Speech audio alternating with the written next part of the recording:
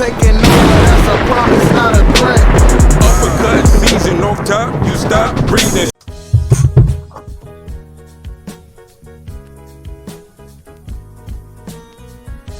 Yeah, what's good, y'all? Welcome to another episode of Real Talk, where, as always, shit's real, we talk about it. I'm your host for tonight, Pat Scorpio, the New England representative. And as always, I got my man with me. I'm going to let him introduce himself.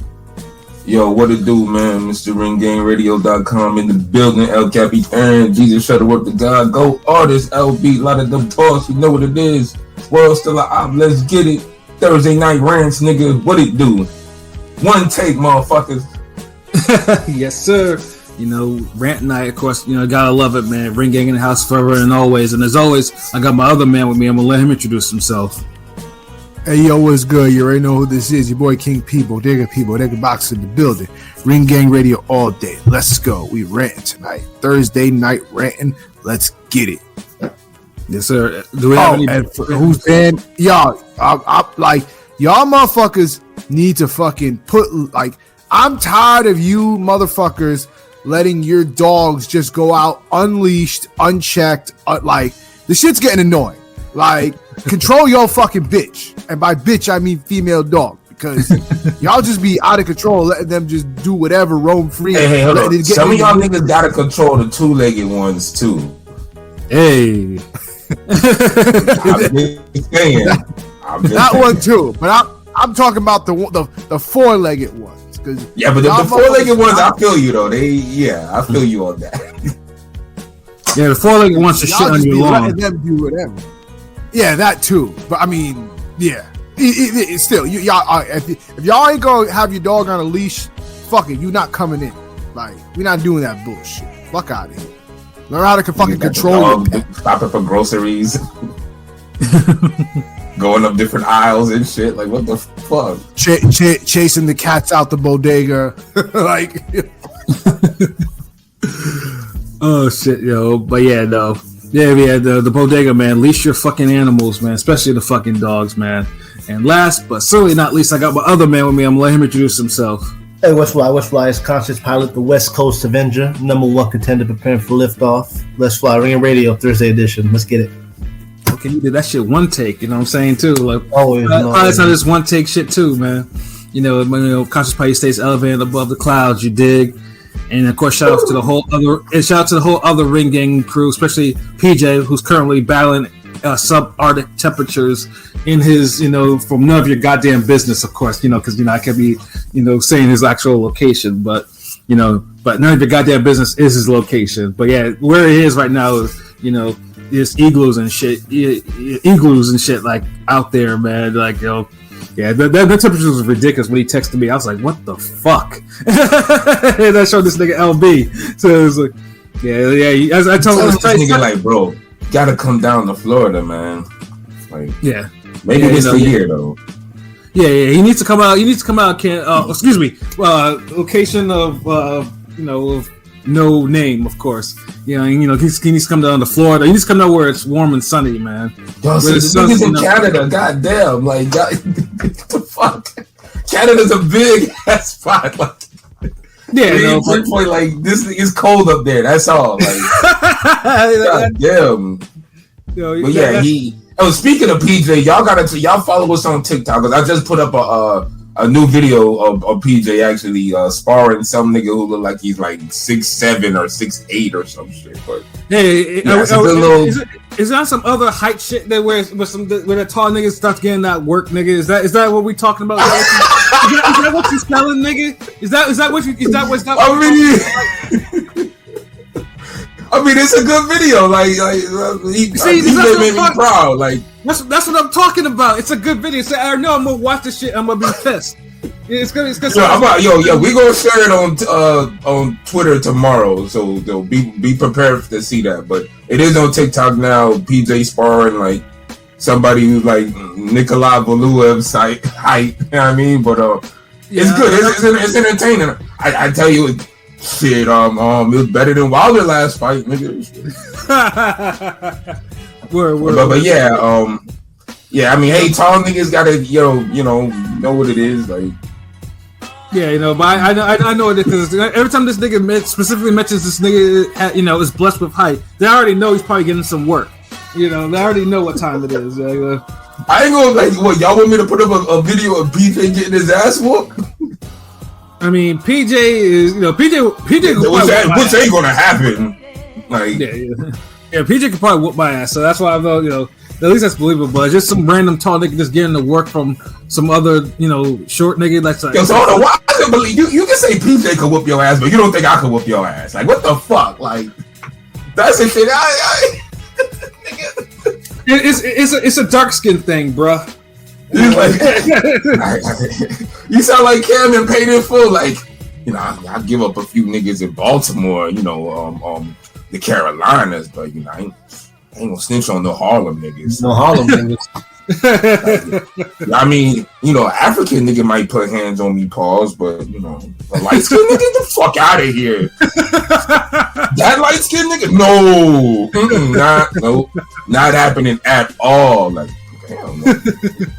Hey man, shit really be deep like that. You LB think you think he's like joking, but sometimes it really be that deep. The shit. You know what I'm saying? But me and PJ train like we got fights coming up, so right. I think I don't box. It was the first day I didn't train. Shit. Yeah. And me, I don't box train. I gym train, but doesn't mean that my boxing isn't there. It's just it's kind of under lock and key right now. Now that's the thing with you and PJ. See, I fucking gym train and boxing train. Y'all niggas like you do all the gym training. PJ do all the boxing training. You do all the gym training. Nigga, I do both. So I can be ready for both you motherfuckers. Yeah, I know. I don't know if Holly might be plotting. He give y'all some cheese and y'all pull up and jump a nigga or something. So I don't know. I gotta stay ready.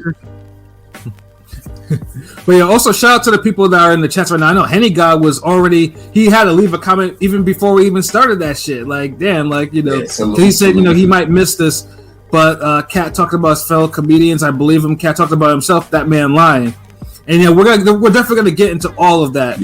And Blazing Killer salute. Yeah, and Blazing Killer salute. Yeah. Me and Rome. Yeah, we got added onto the TDBC server, man. But we are because. Obviously, internally, we're trying to, move our internal communications to Discord. You know what I'm saying? And get on with the times. Yeah. I moved there too. Like, I don't get a shout out. Damn. Like, y'all just really be just noticing all the tall people. Like, oh.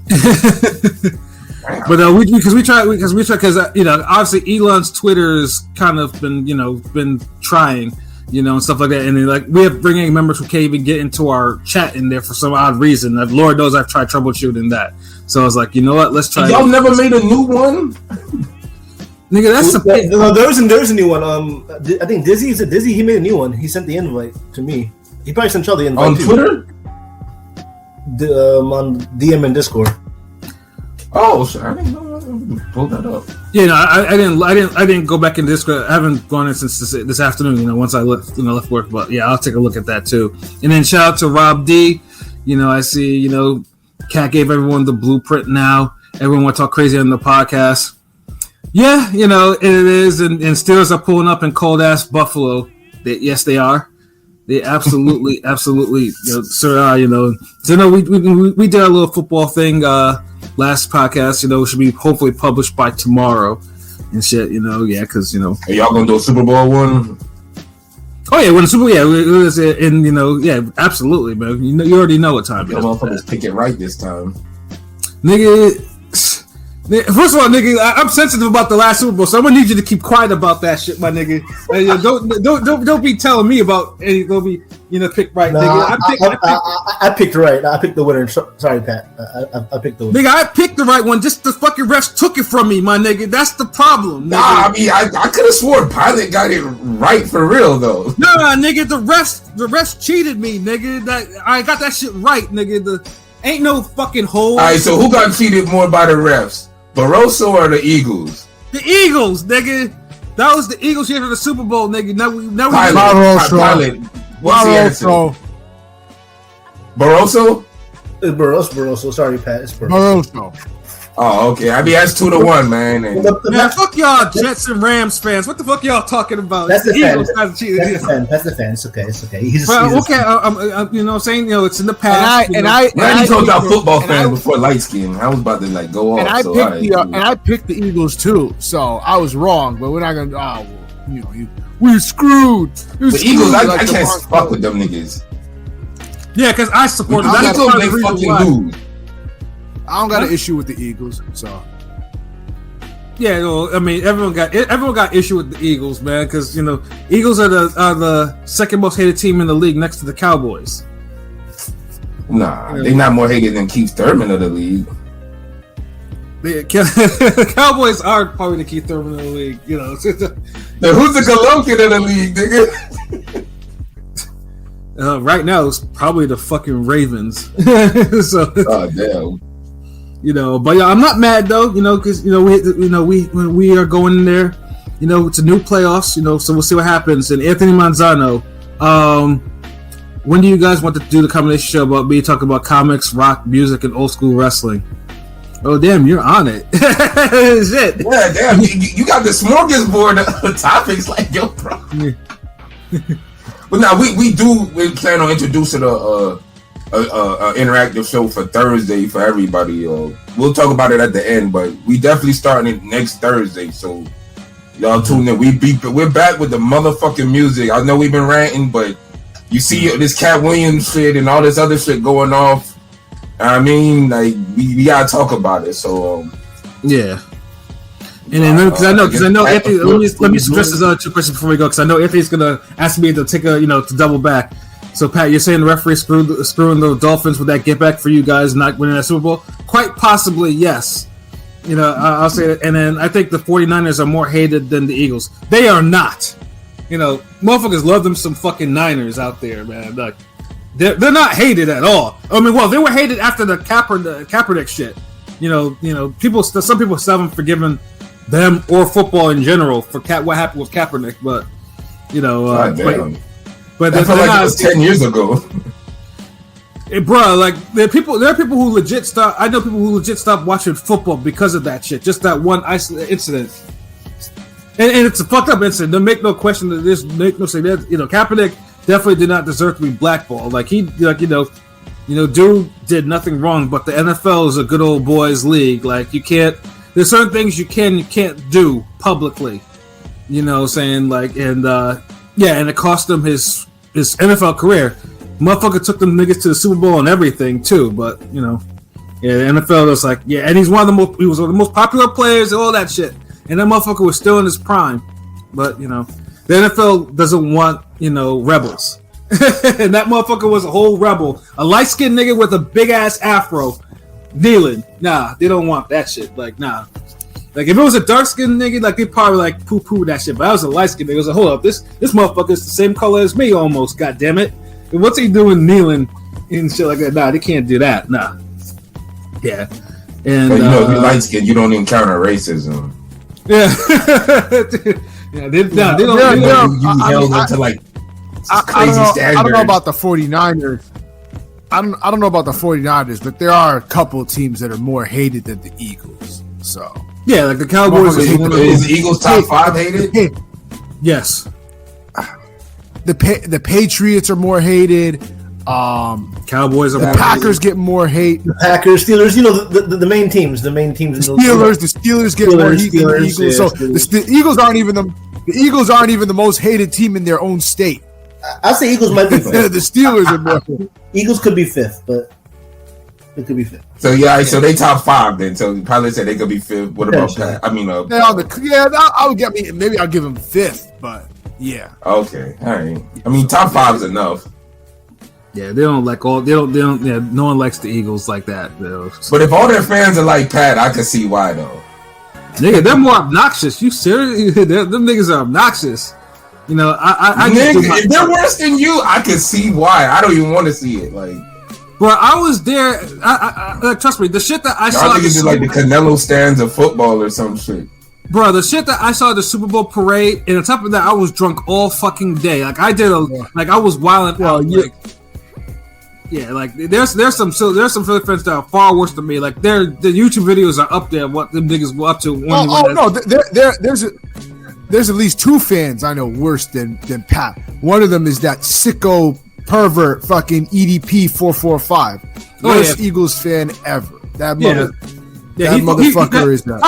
Talk about a dude that fumbled his online bag. Like that dude had mainstream looks. Had TV shows like Know My Name, like he had a popping YouTube channel, was getting mad cheese from that shit, and threw it all away, all because he wanted to solicit minors. Fuck and that's not the first time. There's been a couple times before that he kind of got somewhat away with it, like that nasty motherfucker. I understand he's a big fat fuck, but at least try to fucking solicit overage women of age, not fucking minors. Yeah, and the funny thing is too is like that. See, the funny thing too because like in his prime, like he had a chick that used to be on the show, Philadelphia, and she was cute too, but he never tried to hit that or try to do anything. Like he was shy around her, and then he had a whole regular ass girlfriend too, and then he was losing weight. Like dude was considering like he could have crossed over, he could have really did something with his YouTube fame, but he threw it away because this motherfucker was a fucking pedo. And then he regressed and he gained weight and he lost his hair and he changed his name because people were blowing his name up with all the pedo shit. Like that motherfucker is a disgrace. And they got rid of his YouTube channel because he was getting doxxed. Yeah, like that. I don't even know who y'all talking about. It. This dude sounds like a grade A loser that fumbled the bag. And this dude is not anywhere. This dude is, but like Philly fans hated him. Cause he was from like fucking Bakersfield, California, and like he tried to like speak as if he had a pulse on the city of Philly and what the city of Philly liked. It's like you're not even from Philly, you're from fucking California. Like, get the fuck out of here with that. But the funny thing is too is because he was so obnoxious and coonish that the white fans used to pay for him to go to like all these places, fly him out there. They paid for him to go to the fucking Super Bowl when the Eagles won. Like he had seats in probably in WrestleMania too. Yeah, probably. Yeah, like that dude was getting that dude was getting the bag because that dude was like, and that's the thing. Like, and he fucked it all up. Yeah, EDP 445. EDP stands for Eat That Pussy 445. 445 being his weight. No lie. That's what it is. So it's like, wow. Okay, all right, let's get in this Katt Williams shit. Enough football and generous. 445 generous, but delinquents and degenerate ass niggas. Yeah, well, speaking of degenerate, hold on. About Nothing and Everything pod coming to support the algorithm. What up, Gusto? Appreciate it. Hope you're doing well, fam. Yeah, man. But yeah, let's get into this Katt Williams shit. Yeah, speaking of that, Katt Williams, come out, like I said, Katt Williams has always been, he's, obviously, dude is a whole talent and whatnot. You've seen him in movies, seen him in shows, his stand up, all that shit, But Katt really was never really out there, like other comedians of the era or whatever. But for some reason, man, just this one random appearance on Shannon Sharp's podcast, which I'm proud of Shannon Sharp, by the way, because that dude has come a long fucking way in this media shit. Like, seriously. Like, fuck a Skip Bayless. Like, this motherfucker is shining now. Like, now. Yeah, I remember him. I'll always remember him from the fucking CBS days when he was on CBS for NFL Today. CBS, yeah, dude was a total dude was like a square that was struggling to to enunciate and all this other shit. Like, dude was like, he was boring. Like, he was he's from Alabama or something. He's like from the deep country, Yeah, he's from the deep country. Yeah, him and his brother, both all-time great players. His brother was, of course, was shortened because of that horrific injury, which I tell people you never want to watch that on YouTube. It's horrendous. But yeah, Shannon Sharp, now he's doing all this media shit, and now he's everywhere now. I'm proud of that dude. It's so much that most people forget he's an all-time great football player. But Katt Williams comes on the show, and for 3 hours, man, Katt let you gotta convince Skip Bayless that, bro. We know. Gusto said. No, go ahead. Truth. All that Remy Ma, Kai, Minaj, Draymond Green drama gone. We need something realer. Yeah. And for 3 hours, that motherfucker dropped so much like shit, like, and because because Katt Williams is not the type. Apparently, he doesn't care about burning bridges or the industry or any of that shit. Like, yeah, he let no one was fucking safe for comedians, musicians, the chick that he flamed on the radio show, actors, Jonathan Majors. Yeah, like that shit's still hilarious, yo. Yeah, like that. In front of these two, he dropped some tea, and then he was dropping some actual, dropping some gems, and then there was sometimes you kind of felt he was kind of bullshitting a little bit. A little bit. Yeah, like that whole reading book shit. Like that was like one of the few times I was like, this nigga needs to get the fuck out of here with that. I mean, it's possible you could read it. Like it just depends on the books. Mm-hmm. But I don't doubt he's read a lot. But maybe the number. He's in the encyclopedia and shit. So I don't know. I mean, because this is the thing. Like, if you have access to books and you're young and that's all you have to do, you'll fucking read a lot. I don't, because I'm one of those niggas who was at young age reading 10 books a week type shit. So same here. That bro. shit ain't really fucking get me like that. Like, but in my case, it was more like. Oh, go ahead, my nigga. Go ahead. No. What you just want to say? You good? Yeah. Although in my case, though, because my father kind of made us do it. Like, after 7 o'clock, it's like get to the table, read these books or your school books, and then go to bed. Like that type of deal. And then the library was my friend, kind of like back in the day. But reading. Hey, reading's the reason why I have a vocabulary. So it kind of worked out in the end. And then plus, I don't know why niggas tried to look at that as something like, dude, like, and you gotta remember when you're a kid, 8 years old, 9 years old, like, books ain't that fucking big, like, nah, like you got a bunch of little books. The fucking sometimes they retell classic stories and make it children versions. So it's like, I don't know. I just didn't think he jumped out the window with that shit, like. Yeah, no, but it was. But there's other shit he say that's more like wow, but the book shit ain't really, if you talk like it, no one's gonna, care about it. But if he was sounding ignorant as fuck, of course you're gonna look at it like, hold on, nigga, what? But that nigga sounds like he's been reading all those books from 8 years old, like. Yeah, it's probably one of those things because he had said so much. Funny thing, because all the shit that he said before, just for him saying that was just kind of like it was too out there for me. That was the reason why it just sounded so off to me. Like it was like what a random thing to be to say. It was random. Yeah, you know what I mean. Because that's the thing. 3,000 books is like wow. To get like you like that's a lot of books. Like yeah. A lot of books, but hey, fuck it though. Like, as an adult, you should have. See, you know what it is? There's too many adults out there who haven't read 3,000 books in their lifetime. Yeah, absolutely. So it's like niggas is like, oh shit, like. Hell, there's probably someone that haven't even read 30 books, nigga. Yeah, because a lifetime, I could say, I've read a fucking lot. But yeah, that nigga 8 years old. Like the Cat in the Hat only had so many books, nigga. Like, oh man, but outside of that stuff, like I mean, I have a summary of like some of the shit that he talked about on the like for instance, Kevin Hart. Like Kevin Hart got some work. It's like because I know he said in 15 years in Hollywood, no one in Hollywood has ever has a memory of a sold-out Kevin Hart show. There being a line for him. Ever get a stand ovation at any comedy club. He already had his deals when he got here. Have we ever heard of a comedian that came to LA and in his first year he had his own sitcom on network TV and had his own film called Soul Plane that he was leading? No, we've never heard of that before that person or since that person. It was kind of weird because Soul Plane had a lot of stars in it, and Kevin Hart. I mean, was Paper Soldiers before Soul Plane? I assume it was. I thought Paper Soldiers was before. Yes, that was the first thing. I was like, no, Paper Soldiers came out in 2002. That was before Soul Plane. How before The Old Virgin? Did that come out before or after? No, that was after Soul Plane. Okay. Yeah, Soul Plane came out I think later because I know Soul Plane definitely came out when I was an undergrad. I'm 40-year-old version. We're not giving that to Kevin Hart. I think Soul Plane came out in 03, 04. Yeah, it does sound 04.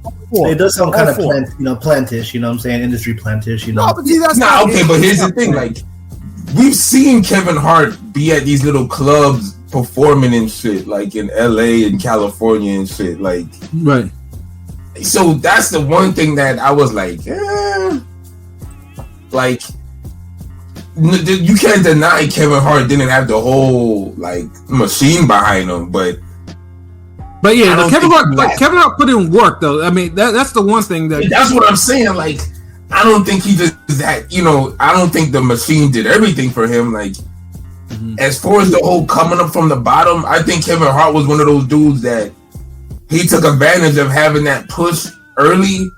So he didn't stay on the little, I guess what y'all niggas call it, the Chitlin circuit or the little underground scene as long as everyone else did. Yeah, the Comic View Def Comedy Jam circuit. Yep, Like, and the funny thing is, I was actually just talking about that the other day with one of my coworkers, and how I felt like I'm like a lot of the older comedians, like you had guys like Dave Chappelle and Chris Rock and guys like that like I think a lot of older comedians felt some type of resentment because it's like those guys had like audiences, like mainstream audiences kind of quickly, like whereas like a lot of the older comedians, they had to go through like just hole in the wall, the Chitlin circus, just black clubs, like they didn't see white people at their shows until they started getting like really big, whereas like Dave Chappelle and Chris Rock and Kevin Hart kind of had like that crowd a little bit earlier. So there's always gonna be a little. They had the movies earlier too. Yeah, I mean Chris Rock was like he's Chris Rock. You can't even compare Chris Rock. Like he had a whole other. Chris Rock. I mean, and that was like Eddie Murphy. Eddie Murphy would, he put Chappelle, Chris Rock, all those guys on. He would go to the comedy club. He found them niggas funny, and he's like, "Come in my movie." Yeah. You know what I'm saying? Chris Rock wasn't in no white clubs like that. Hold on, wait. About so you're saying Kev wasn't in the LA comedy scene at all? Like, there's no YouTube videos of him rocking the crowd over there, nothing. Of course. I mean, he's a comedian. Of course he was. That's what I'm saying. It's like, is it cap or not? Like, I'm just reading that because Gusso's saying Kev wasn't in the LA comedy scene. His writer's word though, which is how he got the other dudes' routines.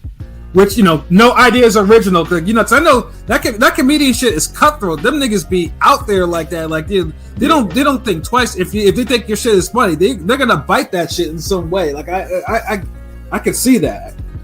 If you think trainers steal boxers from trainers and promoters steal fighters, if you think boxing cutthroat, the comedian game is like on steroids with that shit. Like, we just seen it in the whole thing with Kevin Katt Williams talking about the whole shit with what's his name with Cedric the Entertainer. Yeah, and I got some quotes too for that.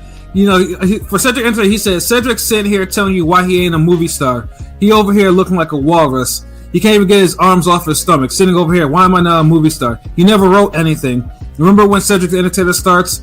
He's supposed to be singing, dancing, telling jokes. That's why he's called the Entertainer. We found out he can't sing, can't dance, doesn't write jokes. He did 4 comedy specials. They're so bad, Chan. They're not available on Netflix or Tubi. God damn. Like, I think it was going on. like that. That's one of those verses where you still speaking and the beat cut off. I'm not gonna lie though. I've never was a big Cedric the Entertainer fan. I never really found him that funny. He was the one guy in the Kings of Comedy show that was just there to me. It was just like no, that was Steve Harvey to me. No, Cedric wasn't bad. He was just forgettable. Steve was awful to me. His fucking shit was awful. Now Cedric the Entertainer, because I'm gonna tell you I something. like DL roasting and Bernie Mac's part really.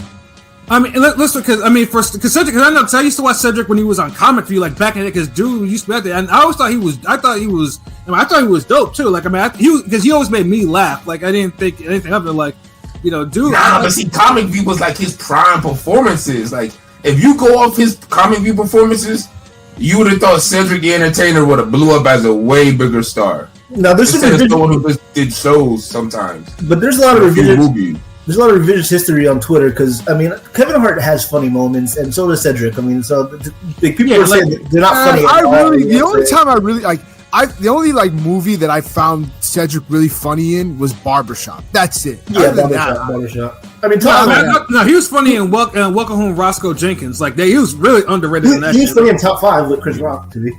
don't know if you watched that one. Yeah, and he was funny. And he was funny in the TV shows. He's one of the few people that actually got made to watch a CBS show. I don't CBS is trash, nigga. But he was also the shining star to me in the Steve Harvey show. Well, yeah. Yeah, absolutely. Because Steve Harvey's looking like a potato head with his pubic hair, high top fade, nigga. Like, fuck out of here. Like, fake ass hair, that fake ass hairline of his. Because Steve Harvey, because I remember he used to be on Showtime at the Apollo, and you could tell back then he was balding because he had he was balding, and then all of a sudden he has the Steve Harvey show, and he comes back with the fucking most crispest fade I ever seen. Pause. Yeah, I'm saying, and this nigga said, I used to pay a barber like $10,000, $15,000 to do this shit. No goddamn well was a fucking wig. Motherfucker had the motherfucker. A lot of motherfuckers back then had that fucking Nintendo 64 cartridge spray line, like motherfucker looking like Chubby Checker in the 80s and shit. And then he has the Steve Harvey show. The Steve Harvey show ends, and then miraculously years later he just comes back bald. Yeah, get the fuck out of here. You don't know about it. Yeah. I ain't think it was that important to this nigga, but damn. Yeah, and because Steve Harvey, because I mean, out of all the comedians though, because there was also something about Steve Harvey that I thought that was kind of like off about him, and then you realize, you learn like he was a snake, like dude was a real snake in the grass for real, like bruh, like he was like he got money. This shit wasn't new though. Yeah, but because I think he kind of suppressed. I guess he suppressed it because he played along to get along because he sold out. And once he sold out, you saw the real Steve Harvey, like the one. Because we knew about the Ocean's 11 shit, because that turned a lot of people away from him. Like, honestly, I feel like that's why he kind of transitioned into the books, because his time in comedy kind of ran out. Yeah, and that's why there was never another Kings of Comedy tour because of that shit. Because Bernie, to his credit, was professional about it. He's like, yo, look, all right, I'm just gonna keep it moving, but we're not moving together no more. That was the plan. Like, that was it. And it's a damn shame niggas to get a role taken from him. Like, dude. Yeah, because Steve Harvey can't. Can you imagine Steve Harvey in a movie? Like, do you even remember Steve Harvey in any fucking movies? Like, except for Johnson's Family Vacation. You got served. You got served. That's about it. Yeah, I don't think I even. He's always gonna play himself, bro. Like, I couldn't see Steve Harvey in no fucking movie, because even as himself, he's not interesting enough. Like, he's Steve Harvey's the type of comedian where you have to put him in a room full of funny shit and let him talk and interact with the things. Right. He isn't funny where you could put him in a damn blank, empty room and he'll somehow freestyle jokes and get you to laugh. Like, he ain't that type of comedian. So you had to have a subject entertainer. You had to have Lady of Rage. You had to have all these other niggas. You had to have Bullet Head and this dude. Yeah. Yeah, you had to have Levita up in there, nigga. Like, yeah, you had to have. Because he's not funny like that. Like, whereas other people, you don't need all those elements. In fact, a real comedian makes those niggas shine even more. Like Martin, for example, he made everybody more funny than what they were. Right, absolutely. Same thing with Chappelle too. Yeah. Even with the movies, like How High, like not How High, fucking Half Baked. Yeah, it's that fucking classic movie, man. Like, classic. Yeah, but Steve Harvey, yeah, it's just like, every time he's on. I mean, obviously like I said, dude kind of sold out. I mean, now he's on everything. He does his thing on Family Feud. I'm not gonna lie, Family Feud, he does his thing. But his the talk show. He's a glorified host. Like, he better do his thing. Yeah, but yeah, because dude hold himself out. It is like, he paid the price. But let me read some of Katt's comments about Steve Harvey, man, because that shit was vicious, man. Because he said, for Steve Harvey, you couldn't be a movie star. There are 30,000 new scripts in Hollywood every year. Not one of them asks for a country bumpkin black dude that can't talk and look like Mr. Potato Head. Steve told you that he stopped doing stand-up because he has 7 TV shows.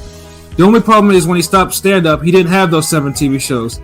He stopped stand-up because he got into a comedy battle called Championship with the Stand Company with one Katt Williams in Detroit in front of 10,000 people and lost because Katt Williams said he was actually bald, that was a wig. And I went in, and that's why he can't do stand-up no more. Imagine him coming to another star where he got so big and it was Bernie and them's fault that they wanted to be movie stars. Like what? You call Ocean's 11 to get that nigga's part. What do you mean you didn't want to be a movie star? and he goes on to say Steve Harvey was never homeless. and then Mark Curry, from Hanging with Mr. Cooper fame, was touring with him 25 years ago.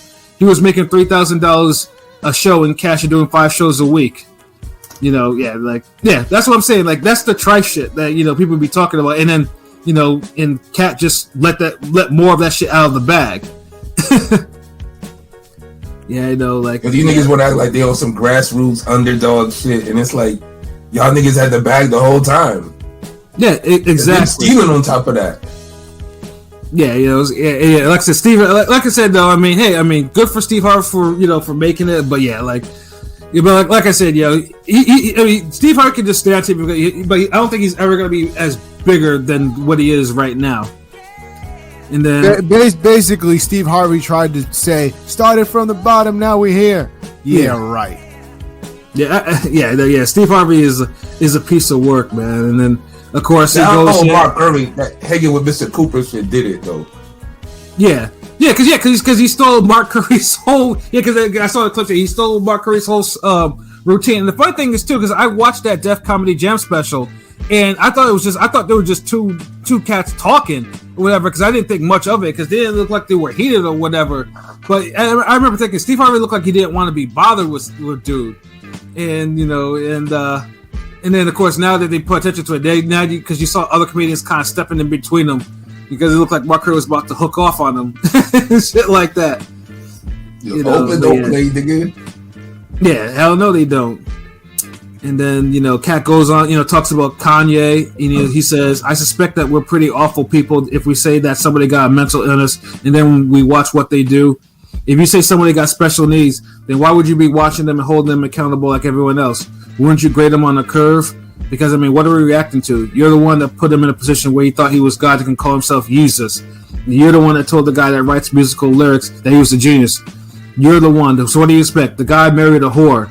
And married her because she was one. Not that he didn't know. He understood that he wanted that. He courted that. And that's what he wanted to base his family on. And if what I'm saying is not correct, then how did she end up with Pete Davidson? So it's like... Bars. Yeah. And he's right about Kanye too. Kanye is another one that Hollywood and the industry turned out. Because obviously, the college dropout era. Dude was normal. Dude was rapping in polos and He's a backpacker. Yeah, he was a backpacker, a real backpacker. He wasn't. No, he was not. I'm not. So why he had backpack on? He just had a backpack on. Doesn't make him a backpacker. He's a backpacker, nigga. The fuck? No. He just had a fucking backpack on. He was not. Not a backpacker? No, he wasn't a backpacker. He made beats for backpackers. There's whole videos of him in the '90s rapping with fucking Lord Finesse in record stores, bro. I still consider him a backpacker. Yo, me and Pat are from a different era. We're more visual with the hip hop shit. If you on the corner with gangsters and you rapping, niggas is like gangster rap. If you're in a record store with a book bag on, rapping, backpack rap, nigga. Yeah, niggas don't care about what you're rapping. It's the image we put. Nigga, just because you're a fish swimming with sharks, don't make you a shark.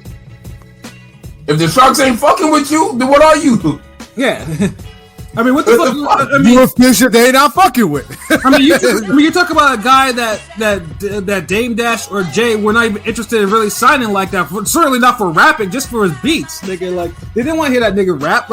And you know what I'm saying? That nigga was a backpacker. That backpacking bullshit ain't belong to no Rockefeller, nigga. He was don't care about the goddamn quasars, moons, and stars, nigga. That's what he was rapping about that shit. He wasn't talking about moon, sun, moon. Dude used to be rapping like fucking Common. Dude when he did a song with Common, or when he did a song dude was always on some pretentious fucking fashionista shit, even from the beginning. Yeah, but it doesn't mean he was mixed with other shit. Backpack niggas do not rap about fashion. That is that not nigga did, yo.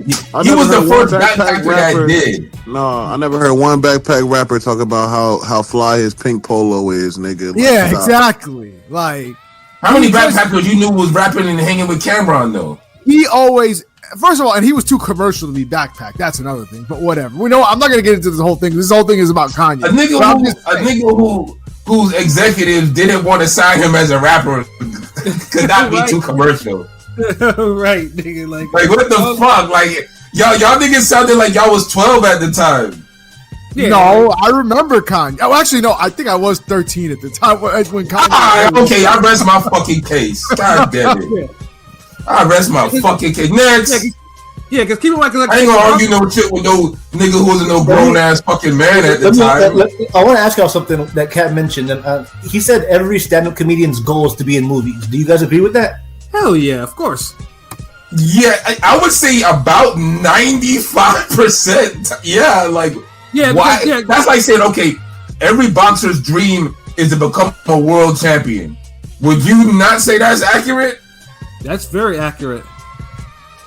If it's not, it's about 90%. No, you could become a Hollywood writer. You know what I'm saying? There's other avenues you can do in stand-up. You know what I'm saying? You know what I'm saying? I'm just saying.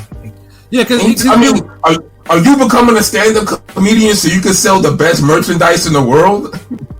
Yeah, and it reminds me of something too. Like that cat that was on Jamie Foxx show. That comedian Alex Thomas. You know, dude was in Don't Be a Menace and everything like that.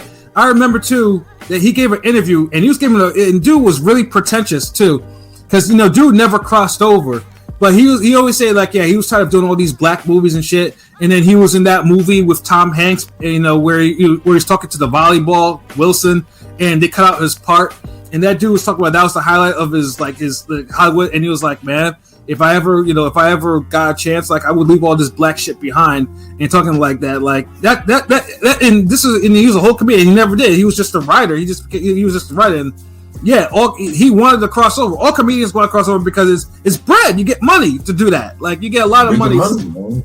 Yeah, stability. I don't think every comedian wants to be on the circuit just because for the love of it. No, they want to get paid because if you get movies, you get paid more if you do more stand up. You know, it's like goes hand in hand. You know what I mean? So and I at least get a show. Yeah, exactly. Shit, it took Bernie. I mean, Bernie was the last of the Kings of Comedy to actually get a show, and he was the funniest. Imagine that. Like, you know, shit's crazy. He did more movies. Like DL Hughley ain't really hit movies like that. Yeah, well, he had the brothers. You know, and I liked it. You know, I'm not gonna say like, you know, and then I can't think of nothing else. Yeah, I was never a DL Hughley fan like that. He was DL was dope back in the day. Like, I mean, I think he changed his shoe up a DL lot. Hughley would roast the fuck out of you, nigga. Yeah, DL. I wish you would say that shit to his face, nigga. That nigga. I'm sorry, I was never a fan of him like that. He was okay to me. Never a fan of me. Well, let me tell you, I've never been a fan of the fucking bodega. What are you talking about? Like, bro, you would be. I mean, like I remember him on Fresh Prince back in the day in his show, but he was hilarious. The timeline was he always would steal the scene whenever he was on the show. The timeline was saying he was the unfunniest out of the Kings of Comedy. I don't agree with that, but a lot of the timeline was saying that shit. Yeah, people weren't used to the roasting. Mm-hmm. A lot of people don't like roasting type of humor because it's low. Because look, real talk. Look, the niggas who got roasted don't like DL Hughley. Hell no. The niggas who were the roasters think DL Hughley's funny. But honestly, actually, for me, it's the opposite. It's too normal. Like I'm used to everybody just roasting. I can go on the block and niggas be roasting each other. Like I don't want to. But not comedians. What comedian is elite roasting niggas like day in day out? They not because that's not stand up shit. Like nah, I don't know. I want more. But that's him though.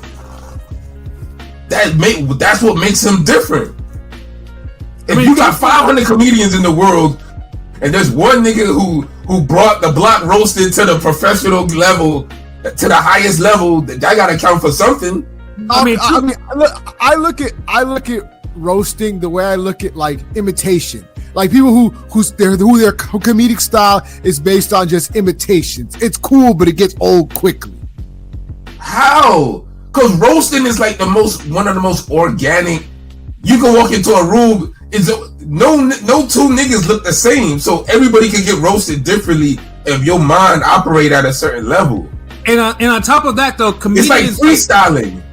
it's like I say, all comedians worth their salt will roast the fucking like you know, like comedians. If you're a comedian, you can't roast, and you're not a comedian because you're supposed to be able to think quick on your feet to do that shit. Like pretty much, but the only time you really see anybody else do it if they're heckled. You see these up and coming niggas could kill roasting like when they get heckled and shit, but you don't see somebody who really makes that part of their routine throughout their whole fucking career and stay funny with it. Like, yeah, I mean, if anything, they'll do that like in the beginning just to warm up before they get into the jokes. Like, you know. Yeah, but this nigga, he'll warm up with roasting.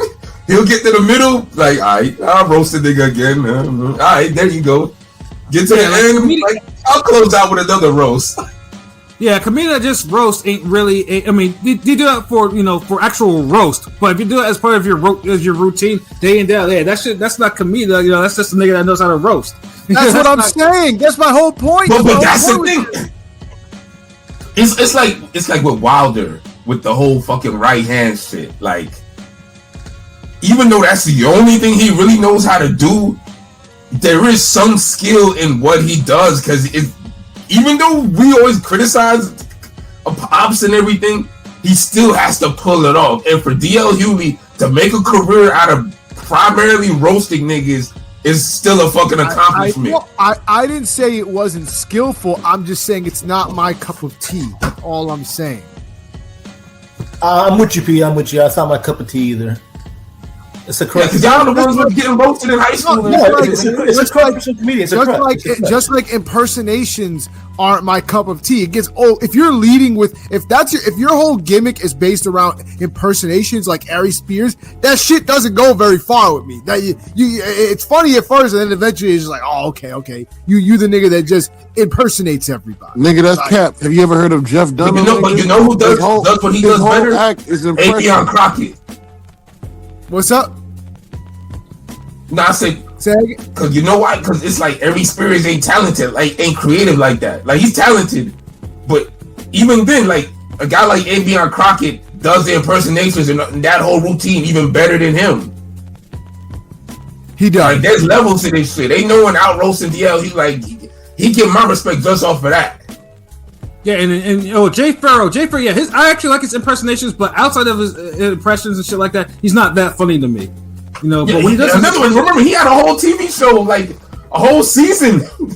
Yeah, the Making Good was on it and everything, like, and it was just alright. Some niggas is funnier on some stand-up shit, and that takes real talent writing jokes. And being able to freestyle jokes, even if you're roasting niggas off of freestyles and writing jokes. But then there's some niggas, they funny more put them in a setting, a TV show, movie, they funny personality, the delivery. I mean, there's levels to this shit. Like, yeah, but outside of the comedians, I mean, trust me, he goes off. He went up on Faison Love and Michael Blackson and Chris Tucker.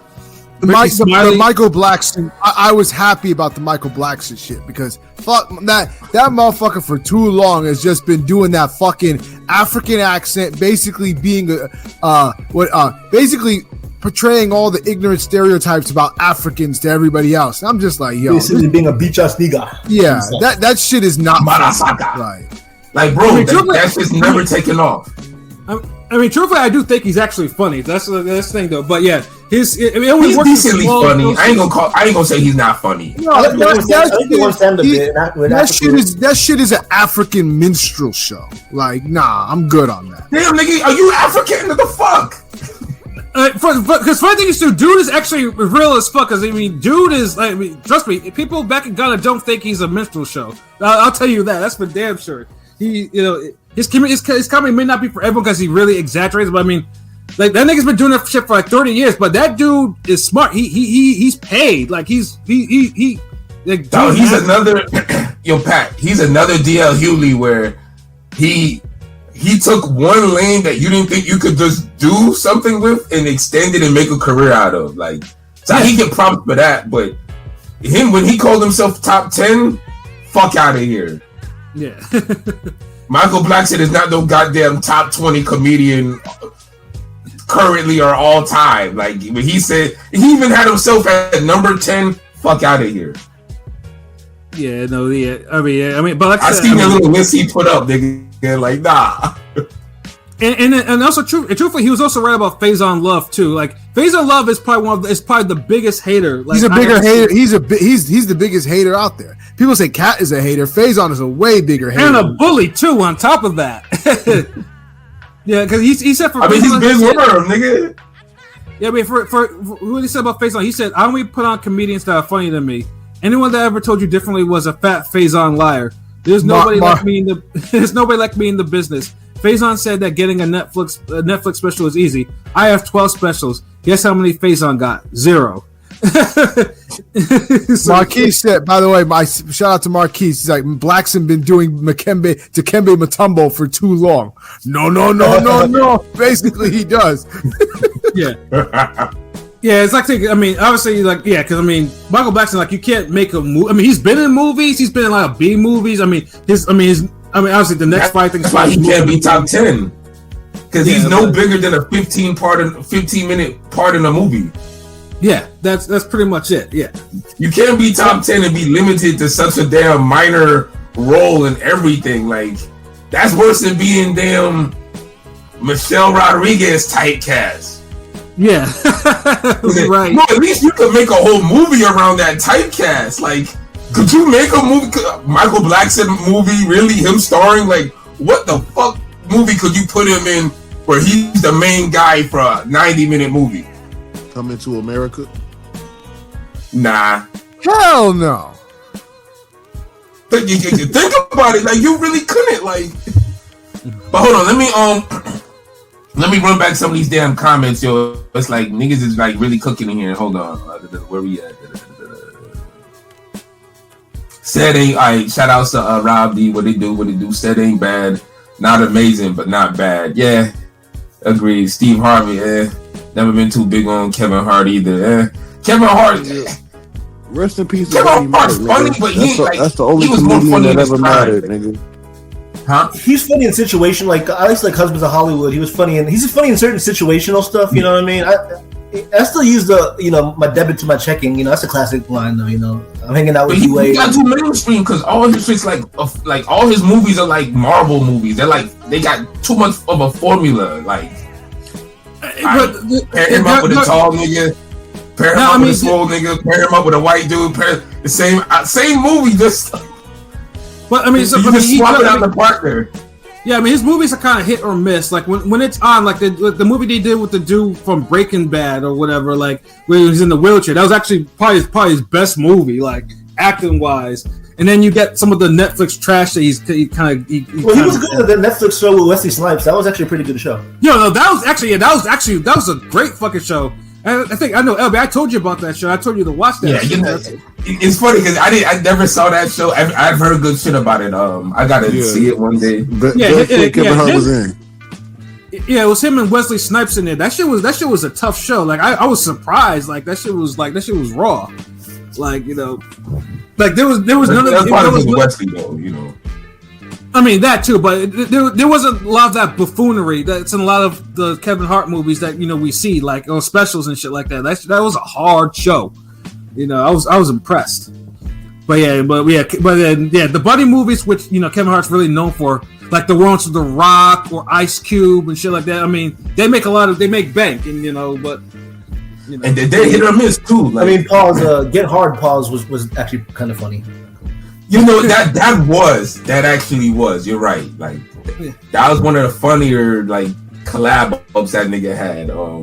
But see, funny things to me is like I think Kevin Hart still. I would have thought the Kevin Hart era would have actually ended because they only allow one black comedian to shine at a time. I still believe that.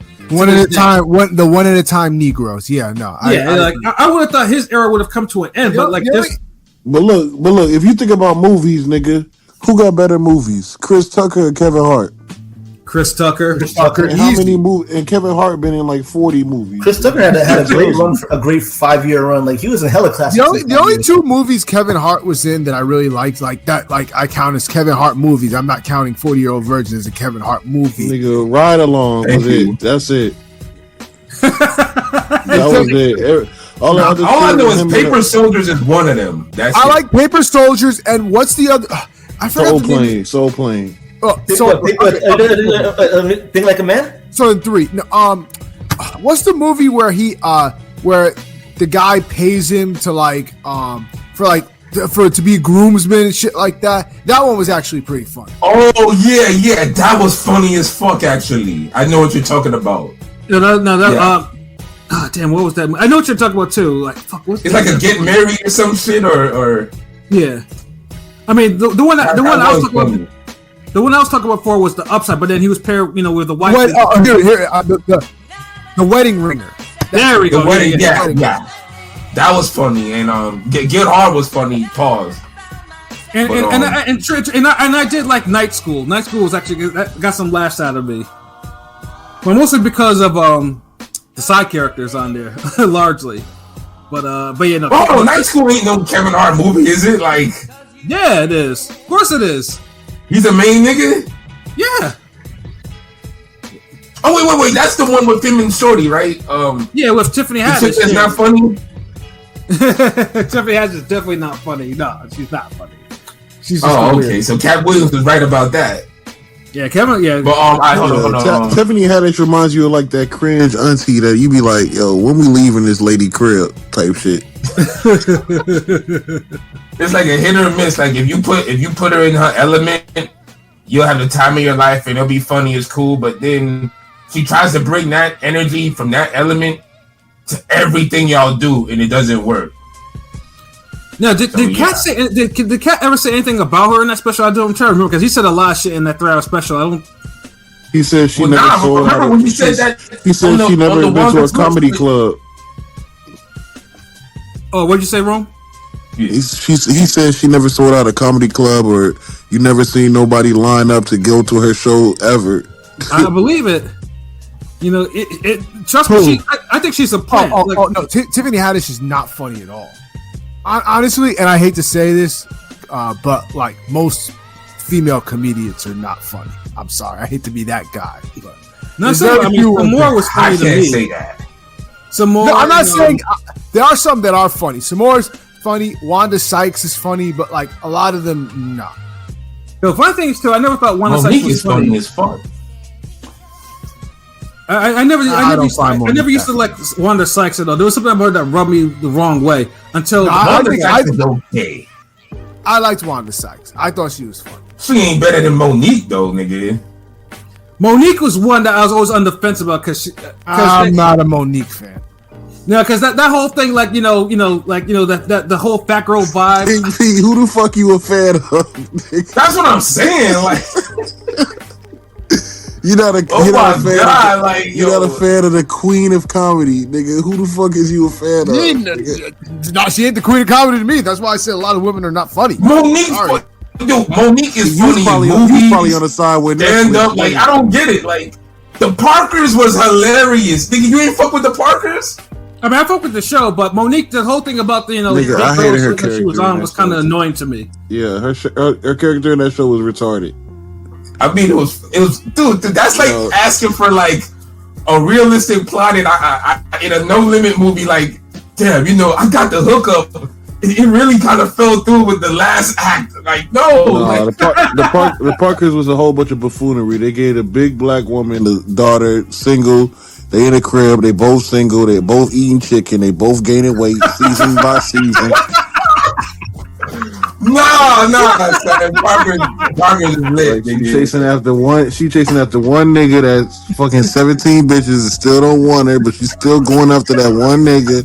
Yo, that nigga used to dodge her like crazy. So that show was fucking retarded. Hold on. Let me finish. Yo, these comments. I'm gonna just shout them out real quick because I've seen like mad people like, hold on.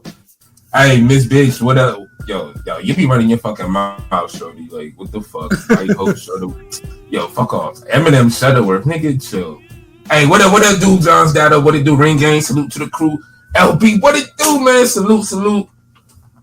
Chillin' God. Kevin Hart ain't been funny since 2010. What it do, Henny God? What it do? Salute. Yeah, Jay Farrow. Yeah. Miss Rashi, what it do? Met Katt and Kevin Hart. Kev Williams and Kevin Hart. Kevin Hart was a little douchebag. I met Katt Williams was coming out of a liquor store in the hood that no security, smooth as. Yeah. I mean, that seems like the wave he been on though. Mm-hmm. What about Jeff Dunham? What about that motherfucker? Like, Ro mentioned you call him motherfuckers white, then you ask about him like. I mean, Ro mentioned him. That's why. Listen, Jeff Dunham, when I was growing up, was one of the best impressionists. This nigga had 45 puppets in the fucking briefcase, nigga. Each one of them niggas had a different voice. He would bring out a new puppet every week, different voice. It's crazy, and it was jokes with each character, yo. That nigga is a goat. Jeff Dunham, one of the coldest white boys I've seen with a puppet. Pause. Yo, that's that random shit that is just like that come out fucking like because I know who that nigga was. I'm just like, yo, I just didn't expect to hear that from Rome of all people. That's the whole thing. I was just fucking that nigga had the little terrorist skeleton be like, oh, you guys are dead. That shit. That's what it's like, yo. That's like, when you said that, I was like, that's a random ass fucking name that this nigga Rome just mentioned. Like, I used to watch. He's too redneck for my liking. He's too redneck for my liking. He was not redneck at all. He was cookie cutter white dude, and his redneck jokes came through the puppets. That was his escape, nigga. Yeah, right along wasn't that the puppets were very redneck. Oh, but yeah, let's get through more of the comments too, because I know. Let's see. Of course, more. I'm not gonna mention the Miss Bitch shit because where it says Shutterworth is a mixture of Eddie Murphy and Bill Burr, which is fucking hilarious, by the way. Yo, what the fuck? I don't even see that one. Yo, I had showed my mom a video of you doing that little shuffle. You know what I'm talking about, like the little crip walk shit. Oh yeah, I saw that video. The nigga. She said you look like some shit. I had to Google it, and then when I Googled it, I started dying. She said rerun from what was it called? Oh, what's happening? Yeah, she said this nigga dancing like rerun from what's happening. I mean, this nigga was. I was showing her that kid from the Miami studio or something. Like, nigga, I ain't do no sea walk for like. No, she was like maybe 4 years. She was exaggerating it, but when I looked at the video of the nigga dancing, I'm like, yeah, that's why it's like because Rerun was a pop blocker. That nigga was like this nigga LB was cripping like this nigga. That nigga was cripping like he had like he had the colors on and shit. Like, I was cripping because the nigga knees is crippled. Shit, man. Oh shit! But yeah, Haddish might be the worst. Might be the worst, man. Tiffany Haddish is not funny. Glad y'all said it. Tiffany not a plan. She was grinding for you. Alright, Henny got you a fan of Tiffany. Alright, we get it, bro. Nah. Yeah, I mean she does have a nice ass though, but I get it. I mean I get why he's caping for her, you know what I'm saying? Monique not funny anymore. And then Miss Bitch said, without Chris Tucker, Jackie Chan would have never been famous in the States, which is true. It is like Jackie Chan. He crossed him over. Yeah, I mean it's terrible though because obviously Rush Hour was still a classic though, but Jackie was dropping some real classics like 2 was the best one though. Huh?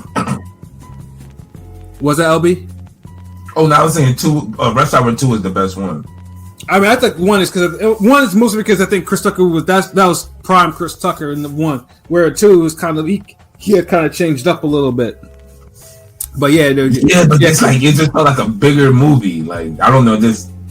Well, yeah, because they had more had more they had more of a budget. But yeah, it's true. Yeah, but yeah, Chris Tucker though. Yeah, I mean that was a whole pairing. And funny is too, Jackie Chan doesn't even like the Rush Hour movies. He doesn't like any of them shits. Like he because he doesn't understand the humor. He doesn't understand why people think it's funny or none of that because he's too Chinese. Nigga, I never seen Jackie Chan without a nigga co-host. Now he got a gazillion movies, man. I never seen one Jackie Chan movie without a nigga that's speaking English side by side with him. I mean, he's done plenty of them. Like I mean, well, one after Rush Hour he did Karate Kid. What else is that? Well, Karate Kid was a tough movie. I still fuck with that movie. That was a tough movie. Yeah, but he had Will Smith. Yo, they filming the final season of Cobra Kai now, yo. Word. That's what it is, right? Yeah. No, that's looking forward classic to that show. let's see Deontay Jones, what it do? Yeah, nigga, I don't know what the fuck happened, nigga. Fuck the Packers. Now Bill Burr, though, you're right about that, Rob. Yo, Bill Burr is hilarious. Yo, check out that movie Bill on Burr Netflix. is 10 times better than Michael Blackson. Yo, check out Bill Burr. Hell yeah, dude! If there's an all-time list, Bill Burr is definitely above motherfucking Michael Blackson. There's an all-time black comedian list. Bill Burr is ahead of Michael Blackson. Yo, that movie he dropped on Netflix was fucking. He was. Even on a black person list, he was. Oh man! What you were saying, Pat? My bad, yo. Yeah, no, I was saying if for Bill Burr, check out his movie on Netflix. You have to make sure you check. Oh yeah, that shit is hilarious. Yeah, that shit is not PC at all. Like that shit had me fucking dying. Like that shit. The good dad shit. That shit is crazy. And the funny thing is too, like that movie had some trans jokes in there, but they don't make that like controversial like they do with Chappelle. Knowledge, like there was some really bad trans jokes in there, like goddamn, like this nigga was wilding out. But yo, did you watch his show? Like his cartoon? Was that? Oh, I never watched the cartoon. F stands for family. F is for family. That shit is hilarious. Hilarious show. Fucking hilarious. I'll watch anything that Bill Burr is in, honestly.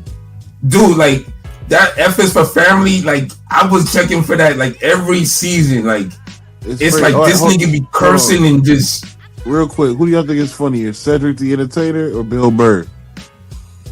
Bill Burr. Bill Burr. Yeah, Bill Burr's funnier. Yeah, I mean, I like king both of Bill comedy. Burr's funny. A king. Cat Williams exposing these niggas for not being kings though. Exactly. The Nigga, only one Bernie Mac was the true king, nigga. That's why. Yeah, I mean, at least Cat. He ain't shit on Bernie Mac. He ain't shit on DL Hughley. That just shows you who had the real talent. And it's crazy because those are the two ones that I only watch when I put on that DVD. I go straight to Bernie, finish with DL. Or what is it? DL finish with Bernie, however the fuck the order was. But with Katt Williams though, it wasn't just comedians too. Like I mean, obviously he started spilling some of that industry tea, like Harvey Weinstein, infamous Harvey Weinstein, and he says for Harvey, they canceled me for talking about Harvey Weinstein before the thing came out, but he offered to do something that was not that was in Babylon in front of all my people at my agency. What am I supposed to do? He did all of that, and I'm thinking I'm the only black person on the script. I get there, and there's 3 other black guys on there. I told him no. What y'all do? Yeah, because Harvey wanted to perform oral on Katt. That's because See, I thought Harvey was just busting bitches. I ain't know this nigga was sucking dicks too. What the fuck? Yeah. Did he? Yeah, it's when they get to that level, they do everything. It's the ancient Roman culture, yo. Like real talk. And then also too, they just be on some different shit. And he also says some of the and also something similar, but not as graphic. With Ludacris, he says there was a crossroad where we were both invited to an Illuminati thing, and it had to be one or the other of us. And decisions had to be made. That was a joke, yo. I feel like that was a joke.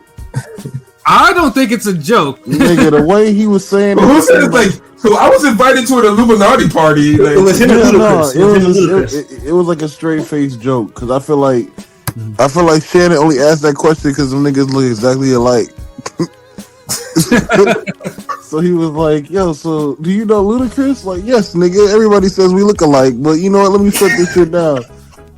That's what it was. My thing is too is like Ludacris responded to that nigga like he did like a freestyle about that shit.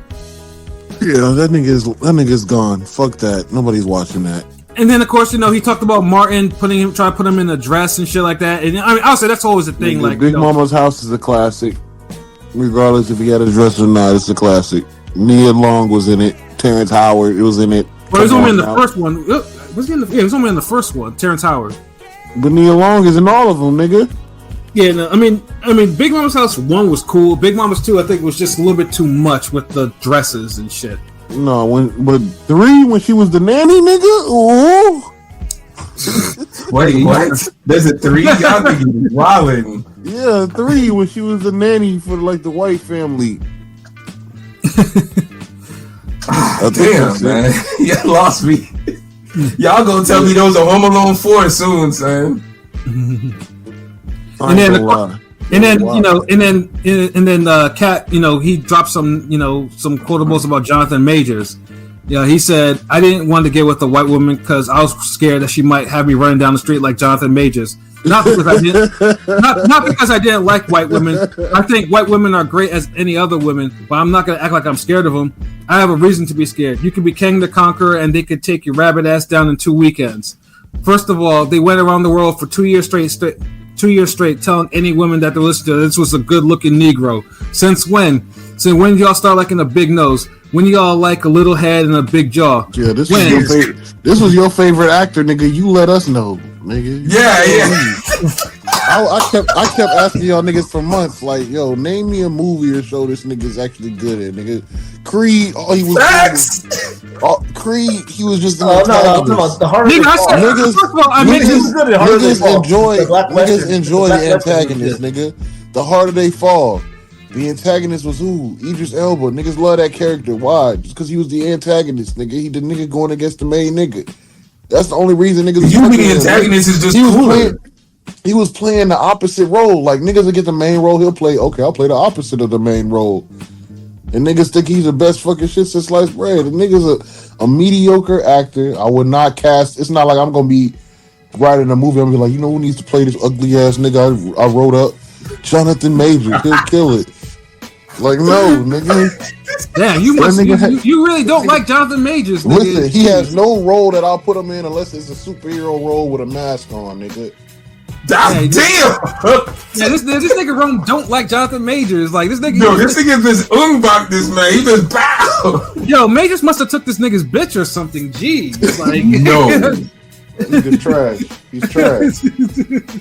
Jeez, like man, that nigga spitting though, like, cause dude, if you let Pat tell it, Jonathan Majors is like niggas thought this nigga should have won an Oscar. Sidney Poitier, nigga. Niggas thought he should have won an Oscar because he outacted a nigga that was doing fucking sign language half the movie. Like, get the fuck out of here, nigga. Like, yeah, come on, all I know is nigga, like, that nigga makes good fucking movies. He had the best role ever. He fought the nigga once.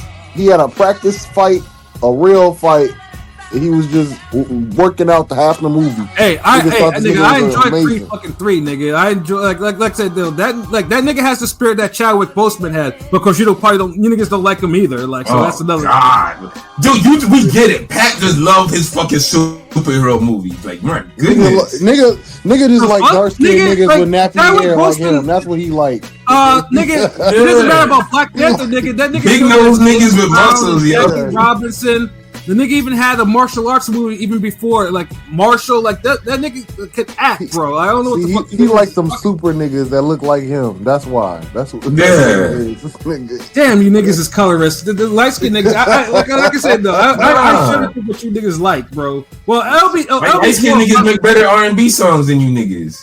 Well, LB's more of my generation, so it's just probably like, I can see why you all, but Roman's a young nigga though, so his Roman. I'm agreeing with everything Roman said. Like y'all, it's like you make this nigga like he prime Wesley Snipes and he's not.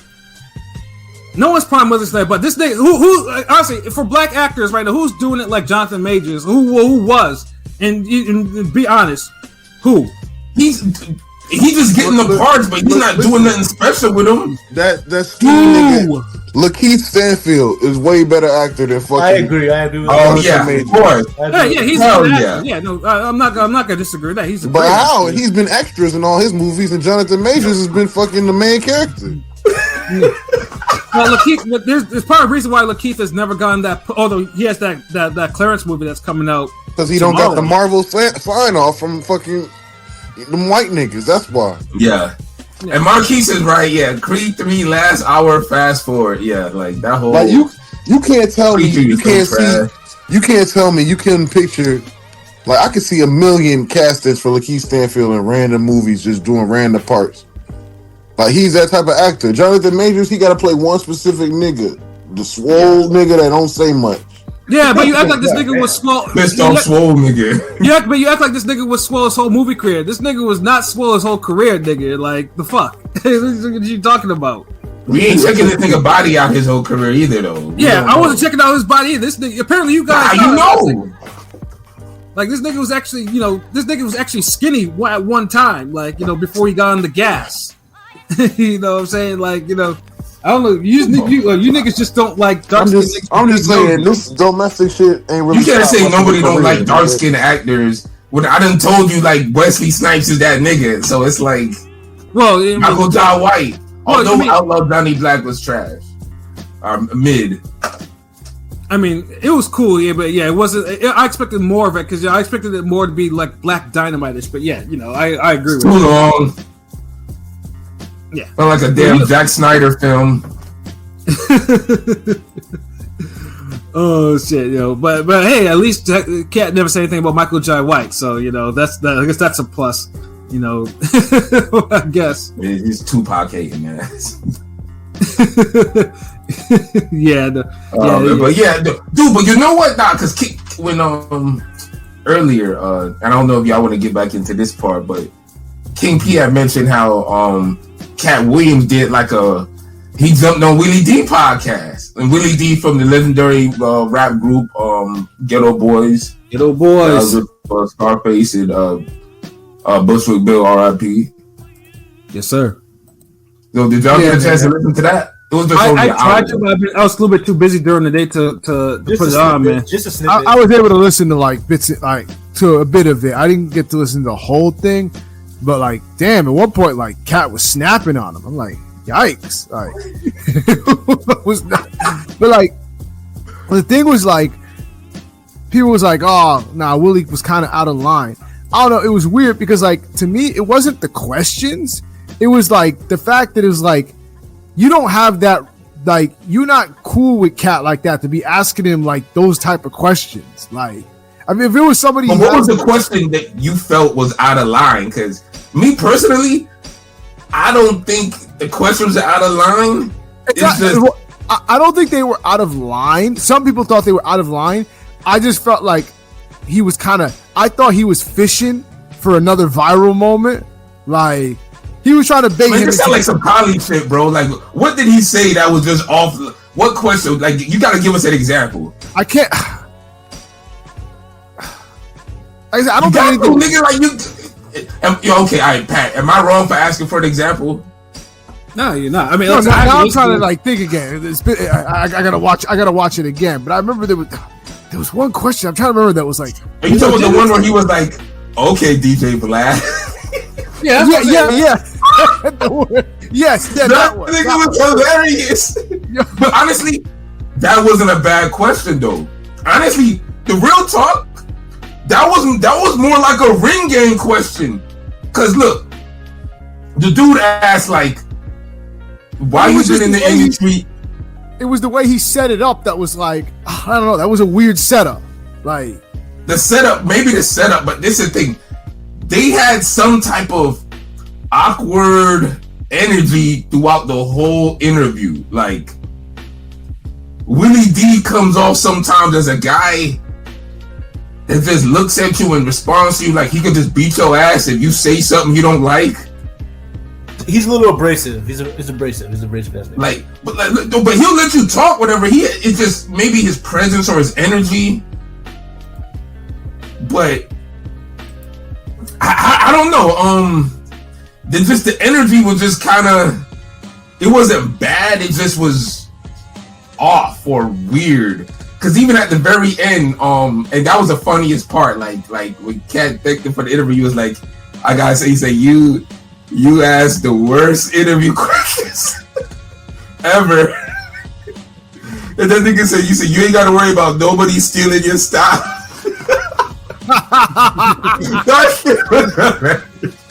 And see, they both laugh honestly, it worked because I think sometimes you need different personalities will get different sides of you, and Katt still remained who he was. It still went off, even though it was that type of awkward energy in the damn room and shit. Yeah, it's right. I mean, it's clear that Katt respected the hell out of Shannon Sharpe because that's why that motherfucker got candid and shit. Said what he said. But see, there was drinking too. But I don't think he was just drinking the Willie D shit. Well, Shannon wasn't really drinking. No, that nigga Katt was drinking though. Like, he was, and that nigga was pouring up. Like, Shannon's one of those aesthetic drinkers. Like, I got the bottle here with all my muscles, nigga. But I ain't really drinking it.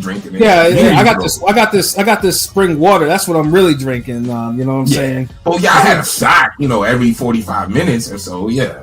Yeah. Everybody else is like, yeah. And also, I got mentioned this randomly. Thumbs down to Steven Jackson though for hating on Shannon Sharp and the Katt Williams episode. Like, I seen that clip. Like, that's some whole shit. Like shit, I don't know what Steven Jackson. I mean, because that's on brand. That's on brand for Steven Jackson. He's been on that kind of He a hating ass nigga though. Let's just be honest though. He just comes off as a hater. Yeah, I don't know what his problem is. Like, I mean, dude is not. Did O-Block let him say all that?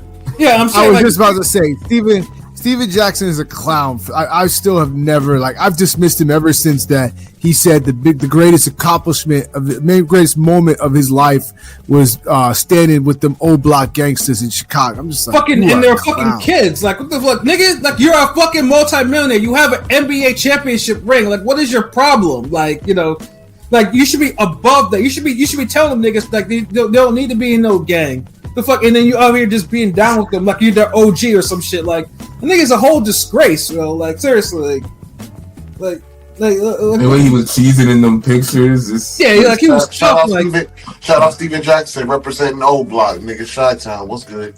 Get that clown stuff out of here. Yeah, that nigga, yeah. And it's funny because Dude was a good basketball player and everything like that, but he does a lot of clown shit. It's hard to he might be like you probably couldn't be around him. Because I'll say it's like, he's because dude will, obviously, Malice of the Palace, he's forever etched in that shit, like. And dude can rap too. Like, I remember he had that track on World Star. I was like, this nigga was spitting. But that nigga raps? Yeah, he did rap at one point. Yeah, he had a rap voice and everything. Like, he was nice. Like, damn, like, but, I thought basketball players stopped rapping. Like, outside because once Allen Iverson got in trouble for them homophobic bars and that shit that he dropped. I thought NBA players kind of stopped rapping like that. Like, nah, I can remember Carlos Boozer was rapping. He had that song with Twista in them. Like, Carlos Boozer. Now I got Carlos Boozer was kind of decent on that song too. Like, Dwayne Wade and Udonis Haslem got a song with Rick Ross. Like, because rapping, bro. Yeah, because back in the day, because before the NBA used to kind of be like, okay, yeah, because basketball players and rappers used to they used to obviously Shaq and all of them and Gary Payton used to be rapping. The nicest basketball niggas that I ever heard rap was Cedric Sabalas and Dana Barros. Them niggas were nice. Like, it's crazy because I don't know them for balling, so they must be really nice with that. You don't know Cedric Sabalas, nigga? No, nigga, I'm fucking 28. Oh, yeah, that's right. You young niggas though. You don't know Dana Barros either. Yeah, you young niggas. That nigga probably played on the Knicks in the 70s, nigga. Like, I don't know who the fuck that nigga is. Oh my goodness. Yeah, you are ignorant young too. That nigga said, yo, he was balling with Wilt Chamberlain. Get the fuck out of here. And then, what are we doing? What are we doing here? Yeah, Marquis said, yeah. Marquis said, nah, they all tried Pat. Kobe. Yeah, even Kobe had, because Kobe was on Brian McKnight shit, In the video and everything, yeah. I remember that. And rapping in a tuxedo when he had the afro. Yo, I Carlos Boozer used to fucking rap too. Like, this is like I said. It was one song I heard, but that shit was dope. Like, it kind of reminded me like a Slim Thug with the voice, like the way he flowed, like rap. Like, it was dope. It was cool. Steven Jackson, Carlos Boozer, yeah. Maybe because I thought after that, because the NBA really tried to conform these niggas. Like after it's like they try to get rid of that thug image. So that's why I didn't pay attention if niggas was rapping or not, because most of them not, because they made them try to turn into squares and shit. Well, except for Ron Artest. Ron Artest was probably one of the I think he was probably. I know he dropped some music. I think I heard something from him. Nah, Rob, you ain't fuck with Eddie Jones, bro. Come on. Yes, yeah. One of my neighbors was like related to Eddie Jones, so I'm always, like, Eddie Jones and Eddie Jones played for the Heat too, so fuck that. Yeah, Eddie Jones was nice, but Eddie Jones a motherfucking legend, nigga. Yeah, but Cedric Ceballos was nice. Like in like He nice. I ain't know Eddie Jones. Eddie Jones used to hit them threes like yeah, Dix Van Exel. Yeah, them Lakers in the mid '90s, yo, low-key were underrated as fuck though. You know, Nick Van Exel, like actually, I remember Cedric Ceballos on the Suns. Yeah, he was on the Suns for a minute. I think he was on the finals, if I'm not mistaken.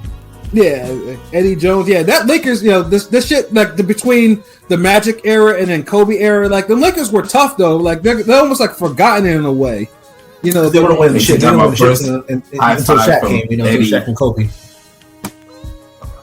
Got a 5-5 from Eddie Jones at my first Laker game. That's what's up. That's salute. Oh yeah, I miss '90s basketball. See all the names. The NBA action was fantastic back then. I miss that shit, yo. Yeah. I miss basketball. I ain't played basketball in like 3-4 weeks. Yeah. Man, it's been at least a year since I actually touched the basketball. Actually played basketball, at least on some random shit. Well, shit, that sounds at least more recently than I know. Niggas younger than me that I hung with like when we was younger, like early 20s and shit. Niggas get kids and they don't play ball no more. I'm like, and y'all niggas younger than me. Like, how the like that shit just be weird when I see niggas just don't play ball no more. Like, when I seen a tweet like a couple weeks ago, niggas is like, yo, how like what's the age where you stop balling? And niggas just talk about 30. I'm like, what the fuck?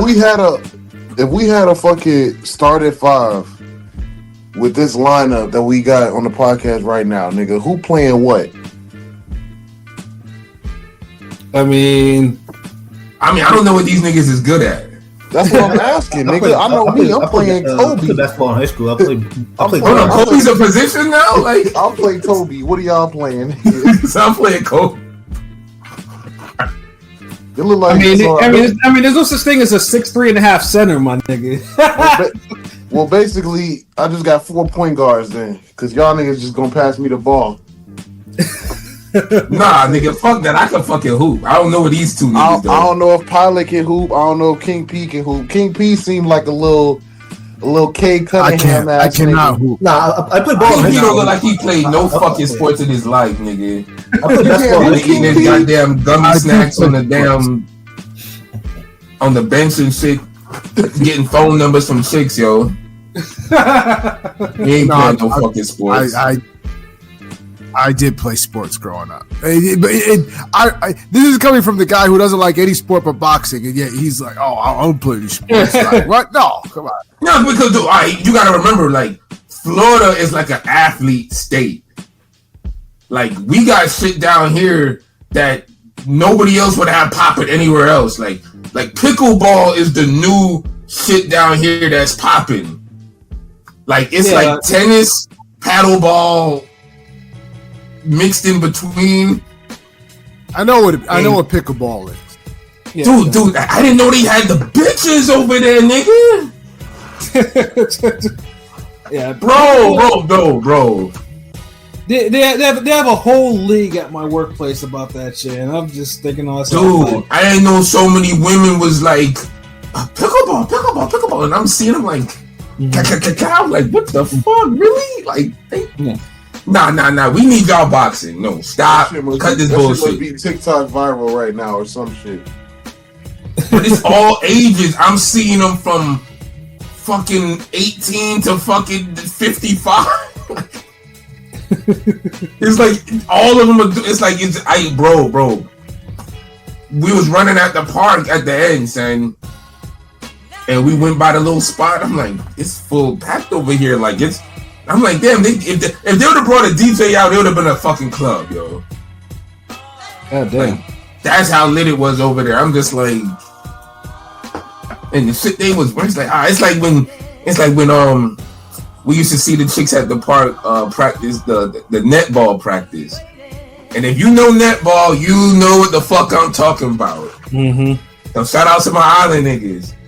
But we used to hit up the court and be like, oh shit, netball practice? Like yo. Yeah, that's just crazy though. Wow. But yeah, I don't know what positions these niggas will play. King P will be like good management, I guess. You know, he'll set up games.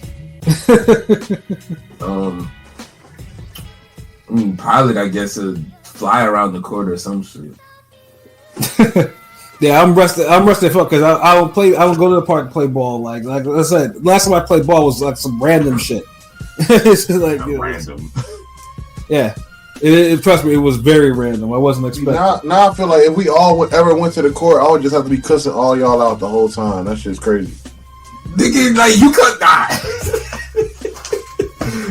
These niggas, they gonna be cussing me out, nigga. Fuck that. I'll be like, King P, that's your man. What the fuck?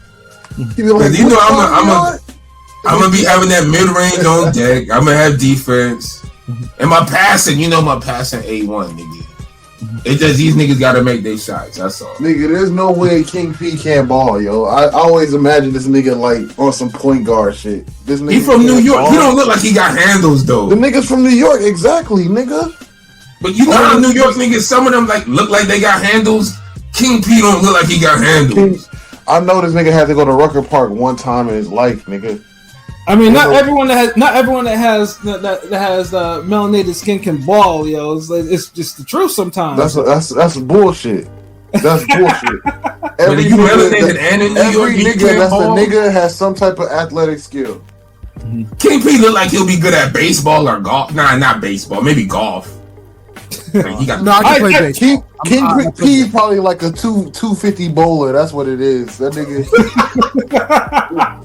Oh shit! Yo, I stink at golf. Like golf is not my sport. That nigga plays darts and he bowls, nigga. Hey, yo, darts, though. Don't sleep on darts. Darts is that shit though. Listen, all the shit is sports, nigga. Yeah. Darts ain't no fucking sport. That is a sport, nigga. It's on a sports channel. That's true. So, poker is a sport too, nigga. I mean, stop. Yeah. Poker, yeah, Fuck out of here. Yeah, they be breaking sweats. Talking about darts is a sport. Like, see, NASCAR is closer to a sport than the fucking darts. Poker is a sport. I think King P will clean up in. I think he'll clean up. I think well, as shady as he was looking in 2014, I could believe it. I think he'll clean up. I would not trust that motherfucker. That nigga will be holding two twos, a 3, and a 5, and win $1 million hand, nigga. You were wild, saying that the motherfucker looks like he's always in different eras in the pictures he posts. Dude, you see the picture, like, dude, in 1918, this nigga looking like he bout that life, like, you know, he's on tour with Fat Joe and Cuban Link and Pun. Younger, he looked like a goody two shoes, like Richie Rich lived down the street, eating his little seedless Whopper buns.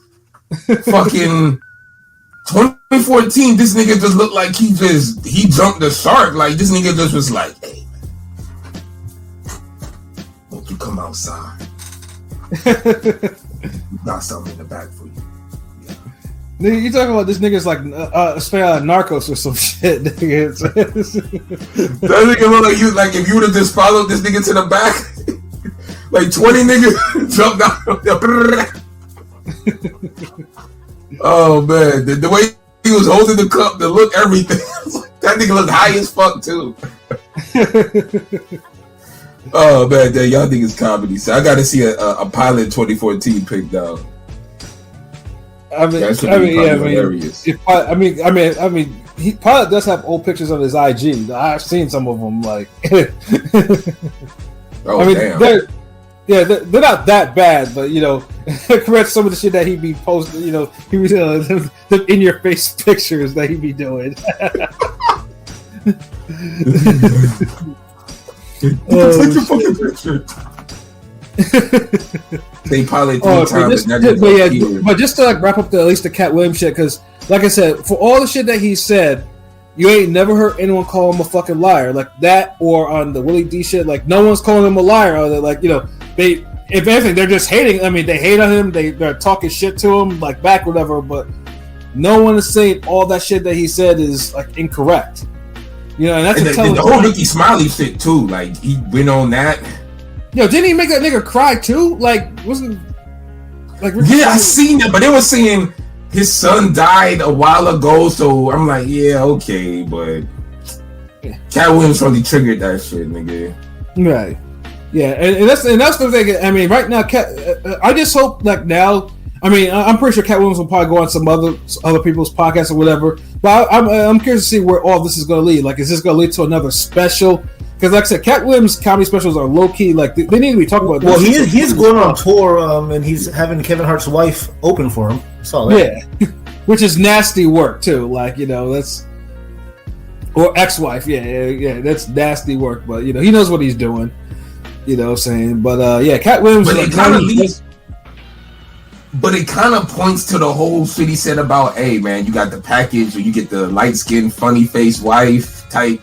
Yeah, I ain't gonna lie, like light skinned people got too many strays in that fucking special. I was kind of like, like I don't know, man, like but yeah, he did have a point with that though. You see that shit, and I heard a story about how Kevin Hart ex-wife used to write some of his early material, and they was like a team, and this is that, and I'm like, that nigga was way funnier back then. I don't know.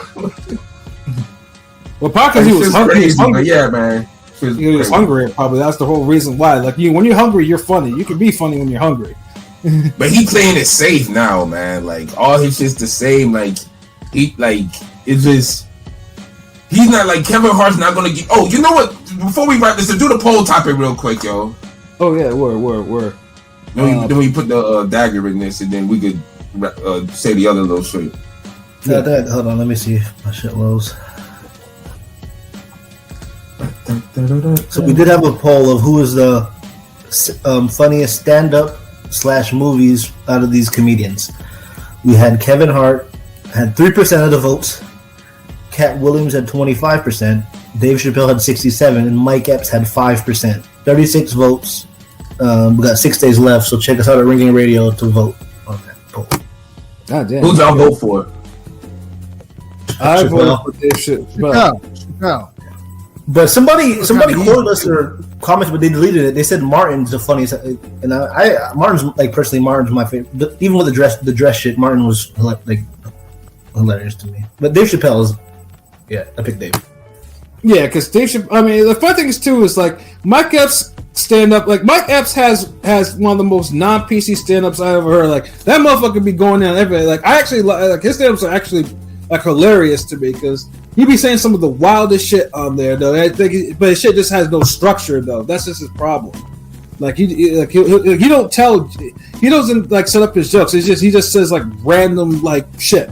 And it's like most of it's like wildly offensive, but that shit is like hilarious to me. Kevin Hart. Damn, I guess I was the only one who voted for Katt Williams. I fuck with Katt.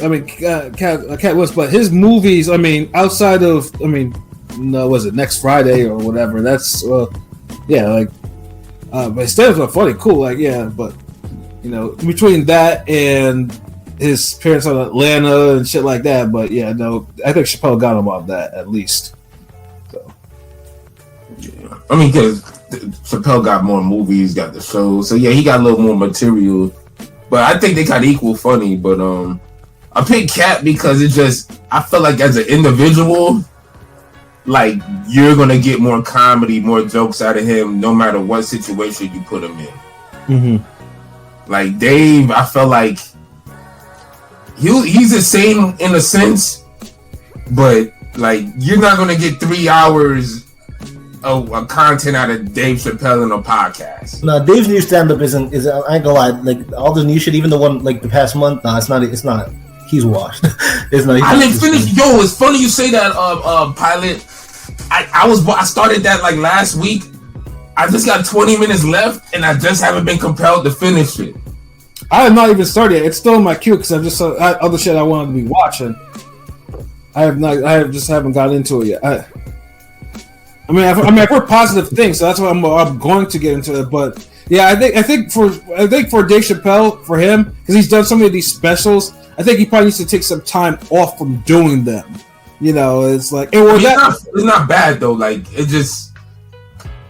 And just I mean, it's funny. I mean, Dave Chappelle, he's a goat for a reason, but it's like it's not hitting like that. But I think the reason now is because his stuff has the critical praise. So Netflix keeps cutting him them checks. So that's the whole reason why. Because I mean, this motherfucker did a speech, and Netflix wanted to pay him for that, and they ran it as a quote unquote comedy special or some shit like that. Like Netflix is cutting that nigga checks. That's why he's doing it. Like he's getting like $50 million every single time he drops this shit. So that's why he's probably doing them.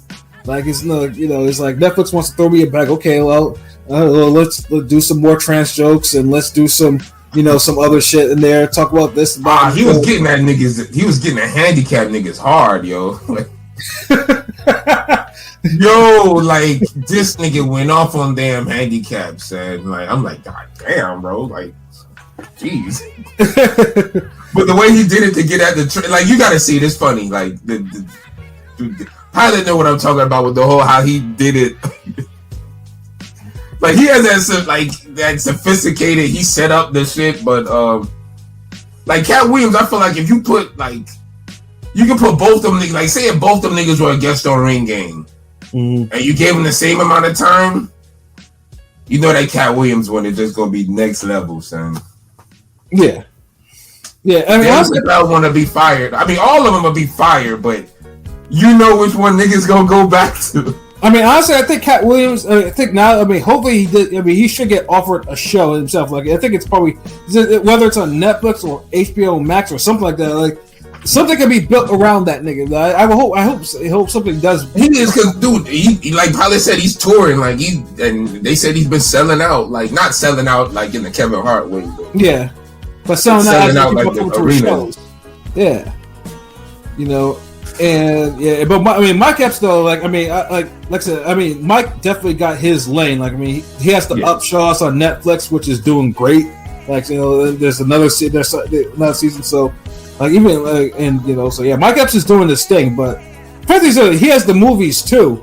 But yeah, like I said, his stand-ups though, like I said, they're just not as structured as.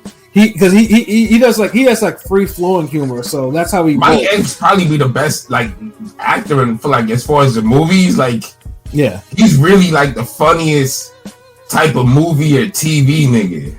Yeah, that's more of a thing. Yeah, like when there's a structure to what he does, dude is hilarious. Yeah, like you put him in the environment, he'll flourish. Yeah. Let me see. On this episode of Ring Gang, Rome is the funniest. He do not like Jonathan Majors.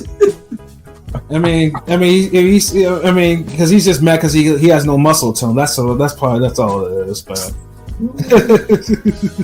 we know some of y'all niggas be having water muscles though. So Jonathan Majors. He's on the gas. That's clearly what it is. I'm not gonna lie. Niggas down here, we're real strong down here. We real. Niggas from Chicago, bro. He ain't no Florida nigga, bro.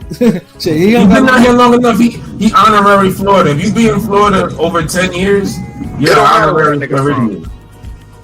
Huh? It don't matter where that nigga from.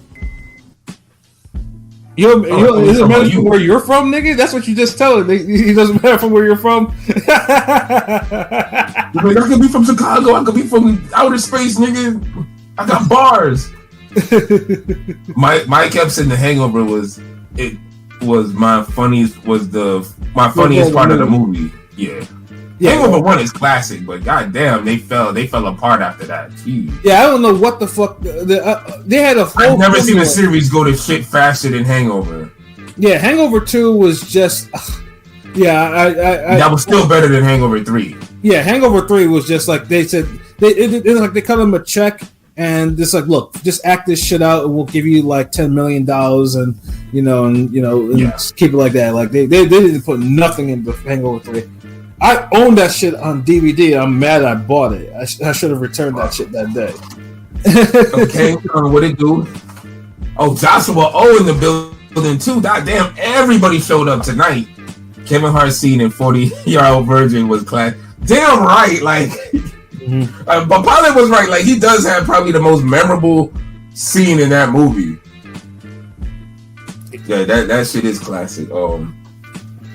But like no Kevin Hart movie tops Paper Soldiers. Like that's literally his movie. Like yeah, I mean, honestly, that's probably like the real kind of like that was the hungry version of Kevin Hart. Like this shit, like, and it still holds up because I rewatched it last year for like the first time in years. I took out the DVD, was like, all right, nigga, brow. Yeah, especially that scene. Like, yeah, especially the scene with the late great Charlie Murphy. Now sign this. You're gonna sign this. I'm not signing this shit. Well, you man. You slapped the fuck out this nigga. Like, god damn. Fuck you looking at your fat ass temptation.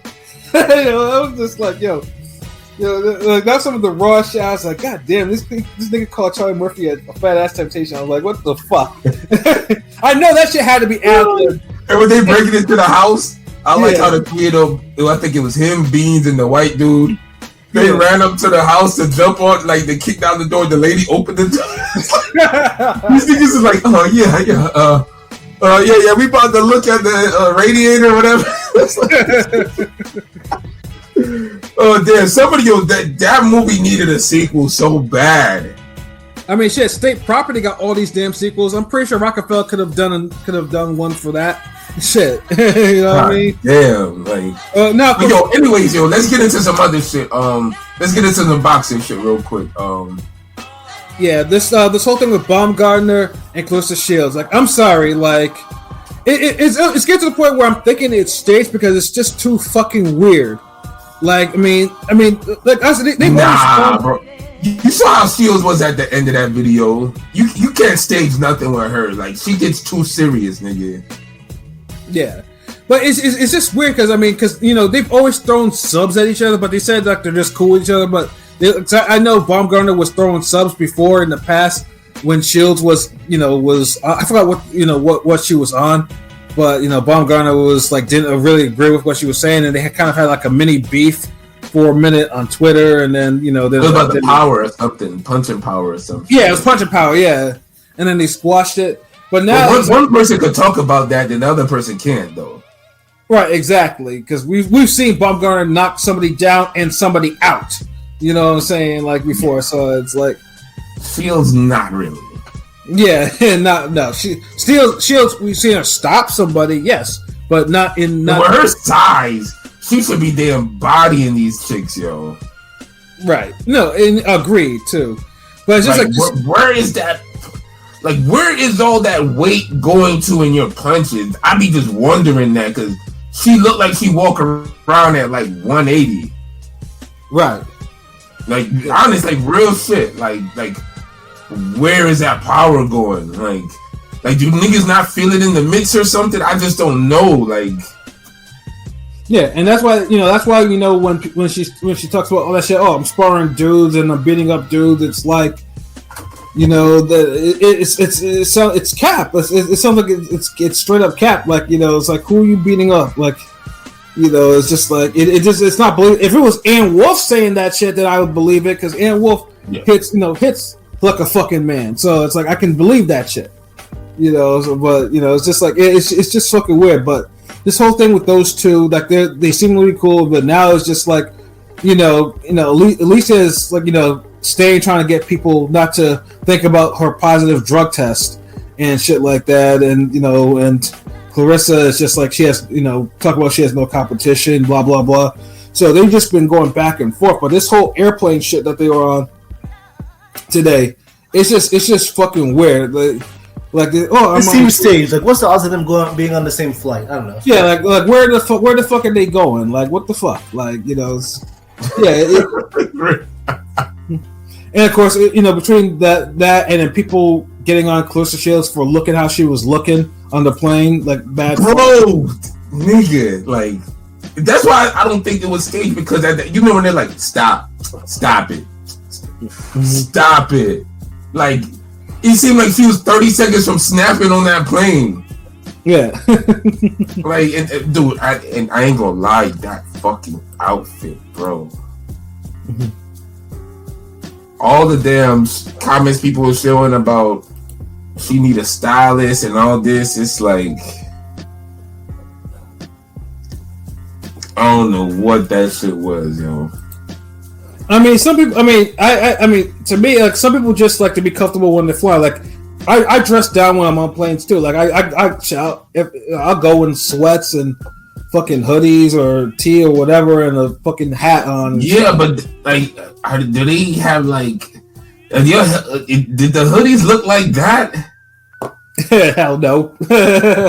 Like I just don't get it. Like the colors, I don't know. Like what was the outfit going for? Like I got more questions about the outfit than when are these niggas ever fighting or wherever they was going. Like the outfit just made me stop caring about everything else.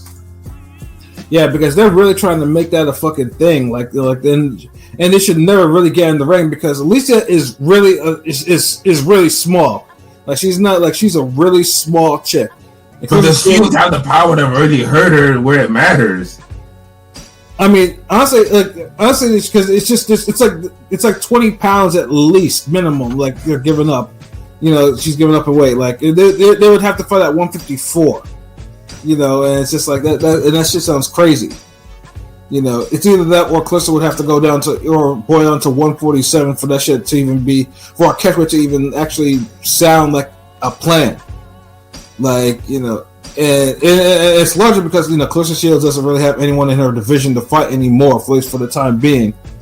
And then Alicia does, but, you know, she's going through her drug shit. So, and of course, you know, she's trying, you know, and that still has no, we still don't know what the fuck that is. Like, you know, they're supposed to, you know, as far as I know, she still has all her belts, but they're doing their damnedest not to make sure that shit gets swept under the fucking rug. So it's like, yeah, because it seems like she on a world tour, like she everywhere, especially on the IG stories and shit. So yeah, like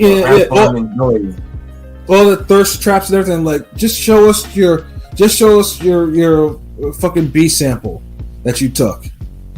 Yeah, it's like, although I do love the pictures, though, I'm not gonna lie to you, said I don't. Like, you know, that's a, you know, and of course I've seen her, I've met her in person. You know, she's fine, but goddamn, just clear your fucking name. Stop. That's the real thing. Like, Shields will never fight someone that she thinks is prettier than her. Yeah. Because that's all they will focus on. It's always going to be an excuse. Remember, the Raquel Miller wanted to fight her. Yeah. And she kept saying, who did she beat? Who did she beat? Who did she... I'm like, you fight these European champions who fought fucking nobody that no one ever heard of. Right. So it's like, I think there is some type of complex or something with her in that regard, yo. Because I see Baumgartner's angle, like, they are pretty much the two most popular American women's boxers. Mm-hmm. You know, besides Serrano, like they're, you know, you get them, they're top 5. Mm-hmm. So, and as far as black women, you know, they could do that whole angle. You know, the fight could do something. It could be. I mean, you got some. I mean, the fight ain't no crazier than Crawford Canelo to me. Mm-hmm. I mean, let's put it this way: like if Clarissa Shields and Alicia fought, it would be like watching fucking Layla Ali pound on Christy Martin, which was it was a mismatch because and we saw that. Yeah, it was. But then let's see it. But at least we know Layla Ali will actually pound on her and knock her the fuck out and beat her ass. And truthfully, that could actually still happen with this because it's just the size was just too much. I mean, I don't know about Shields. Shields be looking bigger than a lot of opponents. I mean, she's gonna be beating the shit out of them. Yeah, I think only Savannah Marshall was probably like noticeably bigger than her. I think Hannah Gabriel's was probably the same size as her. Dude, maybe 3 or 4 people she's fought have been her size. Mm-hmm. Everyone else has been either smaller or maybe 1 or 2 bigger, but most of them been her size or big. I mean, only a handful of people been her size or bigger. Like you just named them, what? Right. Cruzazern, Corneo, Hammer, and Marshall. That's like 4, and Gabriel 5. Yeah. And of course, it didn't help that Gabriel's is also super fine too, and they don't want to actually professionally put her down. So it's like, yeah, there you go. Yeah. I know niggas. Look, man, and this is another thing. when people be having those tweets where they be like, "Oh man, one of them look better than the other," people be losing their mind. Like, dude, people been ranking motherfuckers from the beginning of the time. Get over it. Yeah. Like, get the fuck over it. Honestly, you want more people to do that because people, that draws more attention. Because first of all, they'll see like, yo, who is this? Mm-hmm. Shit, 5 years ago, nobody was doing that. Nobody would give a fuck who the fuck looked better than Clarissa Shields. Right. Like, goddamn, boxing has changed. Like, it improves. And some of y'all niggas just gotta realize that that's how people look at that shit. Mm-hmm. You don't think women compare niggas? Get the fuck out of here. I'm pretty sure they sure the fuck do. You know what I mean? Like, dude, it's just what it is. Like, y'all just hate that, you know. It just, you know, it burned niggas' soul. They say, God damn, y'all putting this little light skin versus dark skin, da da da da da. And niggas start getting memories about, you know, when the mean light skinned girl didn't, you know, be her friend in high school and whatever the fuck trauma these motherfuckers have.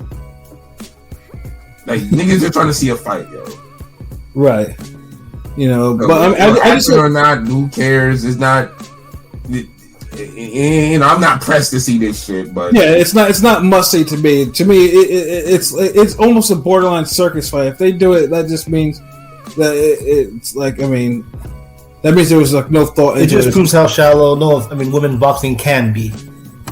Yeah, I mean, look, dude, women's boxing need to do something this year because last year it was just cool. The year before it was A1. Year before A1, but it's kind of cooling off. So certain fights need to kind of need to be made this year. Like, right.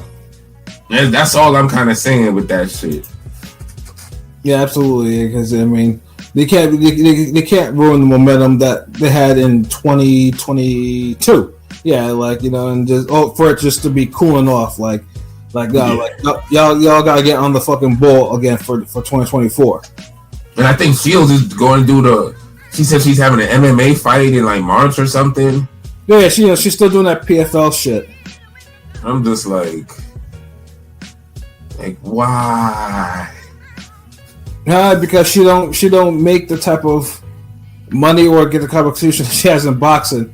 That's probably the reason why. Then fight Baumgartner, fight some of these fine chicks. But you know what? It's like that'll make them stars because everybody's gonna be looking out, looking like, oh damn, who's this? Mm-hmm. That's what it is, man. I know that's what it is, yo. Like, because these fights are just too easy to make. Right. Like, just make these fights, yo. Beat up these little chicks that you say that you're better than. Like, yeah, if they want it, the fuck. Yeah. Like, you know what I mean? Like, I'm holding everybody to the same standards. Like, I'm even holding her brother. I held her brother Crawford to the same standard. Mm-hmm. With the Virgil Ortiz shit. You don't tell the motherfucker they not ready. You show him they not ready. That nigga calling you out, beat his ass then. Shit.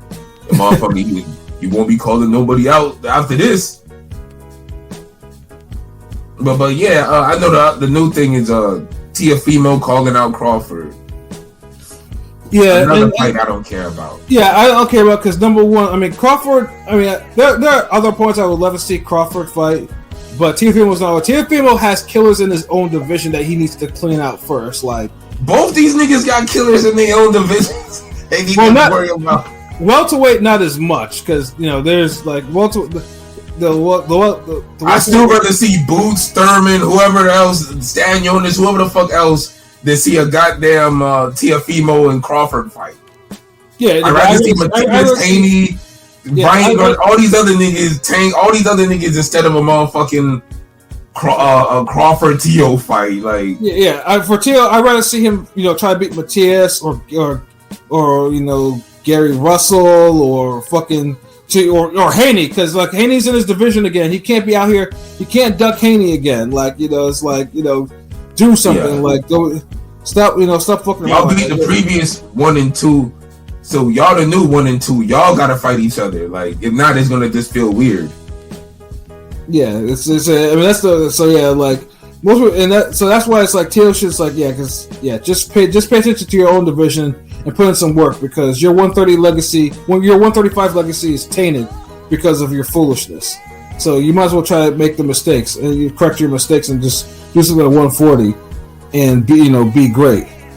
And Crawford, obviously just get back in the ring and fight somebody, because you gotta do that. Still the baddest nigga in boxing, but it's time for him to go to get a fight going.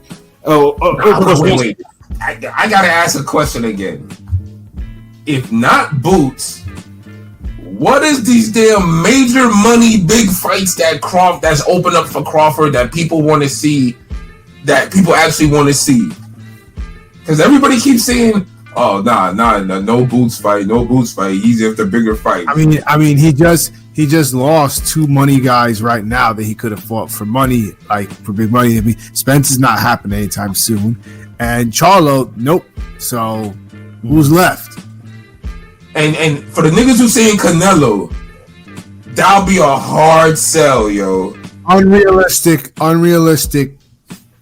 Hard sell. I mean, I know anything's possible in boxing, but Canelo Crawford is just. I'm sorry, it'll be a slap in the face of real boxing fans because everybody wants the Benavidez Canelo now. Mm-hmm. Like you cannot. Crawford Canelo would only happen if Canelo beats Benavidez to me. Then I feel like everybody would be cool with it. But then in the meantime, I feel like if that's the case, Canelo should beat Benavidez and Crawford should beat Boots and then let them fight each other if they want afterwards. Mm-hmm. But to leave y'all, to fight each other before y'all fight y'all top contenders is kind of especially after both of y'all fights was so one-sided. Exactly. So this is no. And then you're seeing a nigga jump from 147 to 168, really? Do we really Crawford's at that level where, he could surprise people, but do we really want that mystery fight? To me, Crawford just has to at least establish himself at 154 first before I can take that type of jump seriously. Exactly. Yeah, obviously, if you don't want to fight, he has the WBO, he could easily fight Tim Tszyu, I would watch that fight. I would too. Yeah, just like so that Tim Tszyu is a decent big fight, I guess. Would we say that? Yeah, Tim Tszyu's raised his profile enough. He'd be a good point for him or Charlo. So it's I would absolutely, that would be a good fight. And Tim Tszyu is probably, you don't want to get Virgil Ortiz to take that fight away. It's might as well just use your WBO privilege and be the next contender, for Tim Tszyu's belt. But you know what? How shit might work? If Virgil Ortiz take that fight, then this nigga would really might have to fight Boots. Right. Because who else could Crawford fight that's a decent fight that people want to see, that doesn't involve Ortiz, Tszyu, Canelo, Charlo. Mm-hmm. People keep acting like Crawford has all these names to fight, but he really don't. So I just don't like the whole niggas just losing their mind when you say, how about Boots? Boots hasn't earned the fight. So that's my whole thing. I just don't like the whole, it's one thing if this nigga had a bunch of options. And it's okay, Boots is number 5 or 6. But this nigga literally is 1 or 2. So that's why it just seemed kind of weird. He gonna have to make a decision, bro. Because he has those belts and he has Mandos, and eventually one of them's gonna get called and he's gonna have to fight them, regardless if he wants to or not. Or else he's gonna get his belt stripped. He'll have the belts because this is the thing. I don't think his career at this point could take a fight of less stature than someone like Spence. All the Abenicians and Jeff Hardy's and I mean Jeff. What the fuck is that name? Jeff Hardy. Oh, that is his name. It sounded like a wrestler name. I'm like, this nigga just you sound like a Jeff, jobber name. Oh, it's funny. You call him Jeff Hardy. I always say Jeff Hornacek. Like it doesn't matter. You know. But yeah, it's like it's just. I mean, it's like he can't go back and he can't go because we'll be saying that like, well, damn, like, what's good? Like, just like Shakur Stevenson can't take someone below Santos next. I mean, with Crawford, one of his mandos is Cody Crowley, which no one's gonna want to see, and then and then you either have Shakram Gassa for Keith Thurman, and Thurman again is not fight is even more inactive and is doing God knows what the fuck, and then of course there's Boots at IBF, and then you have Giovanni Santillan, who of course who brutally knocked out, who scored a brutal knockout his last time out, but. And of course they were once stablemates at Top Rank, but again, that's not a fight that everyone's gonna be like, yeah, I gotta see that shit. Like, no. So it's like, I mean, he got to figure that shit out because, he, I know that victory lap been damn irritating niggas. So it's time to talk about an actual fight happening. Like we get it, nigga. You one of the best in the world now. We know you beat Spence ass, nigga. We get it. like do something else now.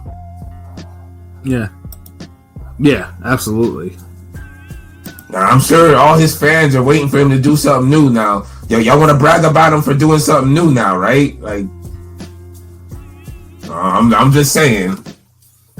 Yeah, you damn right, Rob. She been dropping some amazing pics, yo. I just see that comment. Yeah, absolutely. Yeah, these people need to fight. Like, yo, the pictures are cool, the interviews are cool. Y'all niggas having but like y'all got to start making fights now. I mean, because like I said, because if you guys don't fight, I don't want to end. You got, people won't be able to complain about the Saudi Arabians. Oh yeah, they're offering all this money to do it, so we're gonna fight now. Like, y'all got to create your own demands too. Like, you just gotta, fight. Like, there ain't no time for regression in 2024. Like, y'all just gotta get in the ring and fight. Yeah, because they're gonna just take the sport from y'all, and then what's gonna happen is like y'all gonna allow somebody to fill in the gaps that they leave in the sport over here. Mm-hmm. And that's the thing with boxing. Niggas with money be observing. And one day, it always seems like niggas with money don't ever have no boxing brains with them when they make these decisions. But one day, there's gonna be a nigga who's gonna appear in boxing with money, but he gonna have actual boxing brains with him, and they gonna start doing all the moves or the mistakes that y'all seen niggas do and y'all complained about. Right. Oh, and somebody like Jake Paul already started doing that, so there's gonna be more like him. Watch. Right. If Jake Paul had more high profile fighters, or even though it was not like Amanda Serrano, like he would be a problem right now. Yeah.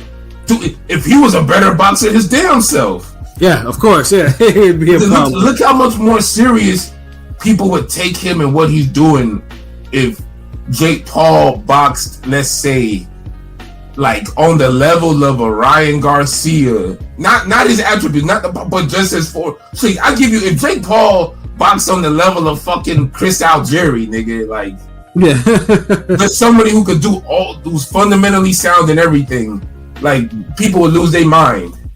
Absolutely. But we know he's kind of like, he's Bruce Wayneing it, like you using all the resources to your advantage, in that last fight, come on, bro. But yeah, just imagine. So yeah, that's the thing with boxing. Niggas be observing, man. Like, yeah, there's no rules in boxing. Like, it's so cutthroat. Niggas do what they want. Yeah, and money speaks loudly, and you're already starting to see that. Like, like I said, it can set a very nasty precedent if people are not careful. But niggas are just saying, hey, y'all two niggas don't want to fight. I mean, we want to fight, but no one don't want to see us fight over here. Or they ain't trying to help us make it. All right, here, come here and y'all niggas can fight at my house. That literally what's happening. Yeah. I mean, come here, like, hold on, y'all want to play Madden? Y'all got the new Madden? Yeah, but my controller broken. Oh, word! I got 2 controllers at the crib. Come over here, like, pretty soon the whole world gonna be over there. Right. And what's gonna happen is influencer niggas or people gonna start doing little shows over here. And shit just gonna change, man. But y'all gotta see this shit. Damn, what else was there to talk about? I don't know. I mean, it's like 2 hours and 10, bro. We could probably. Yeah, that was it. Like, I can't think of nothing else. Like, that was the main shit. Oh, the music shit next week, yo. I know people hype. We finally doing another music show. Did y'all ever see all of the names that was released on them Epstein shits? Because I ain't never seen them. You know, that shit died down so fucking quickly. Yeah. That shit was orchestrated by Katt Williams. Yeah. That interview just made everybody forget about that list. No, I'm saying. Well, I thought Stephen Hawking was on that shit. Oh yeah, I seen one meme. It was like Stephen Hawking when he get to Epstein Island. This nigga got out the wheelchair and started running. Yeah. There was a whole bunch of like. So Stephen Hawking, what the fuck was he doing there? Drooling, nigga. What the fuck? Again, you know, I'm not gonna go because that's like nah, bro. That nigga was handicapped, bro. Like you can't be. Nah, you gotta be cool, bro. They can't be. Nah. Listen to the Chappelle special, nigga. Man, ain't gonna hold back on nobody. Yeah, nigga. What? All right. Who else besides little wheelchair, nigga? God. Oh my god. Besides Roly Poly Oly, who else? Nigga? No, not today, Satan. No. No. This nigga, oh my god. Shit, no. Was Trump on there like everybody said or no? I never saw the full list. All I know is that Stephen Hawking was just mentioned plenty of times, like plenty of times. So that means nobody else. Naomi Campbell. If he was the main name on there, that means nobody was really on there, nigga. I mean, they said Clinton and Trump was on there, ain't it?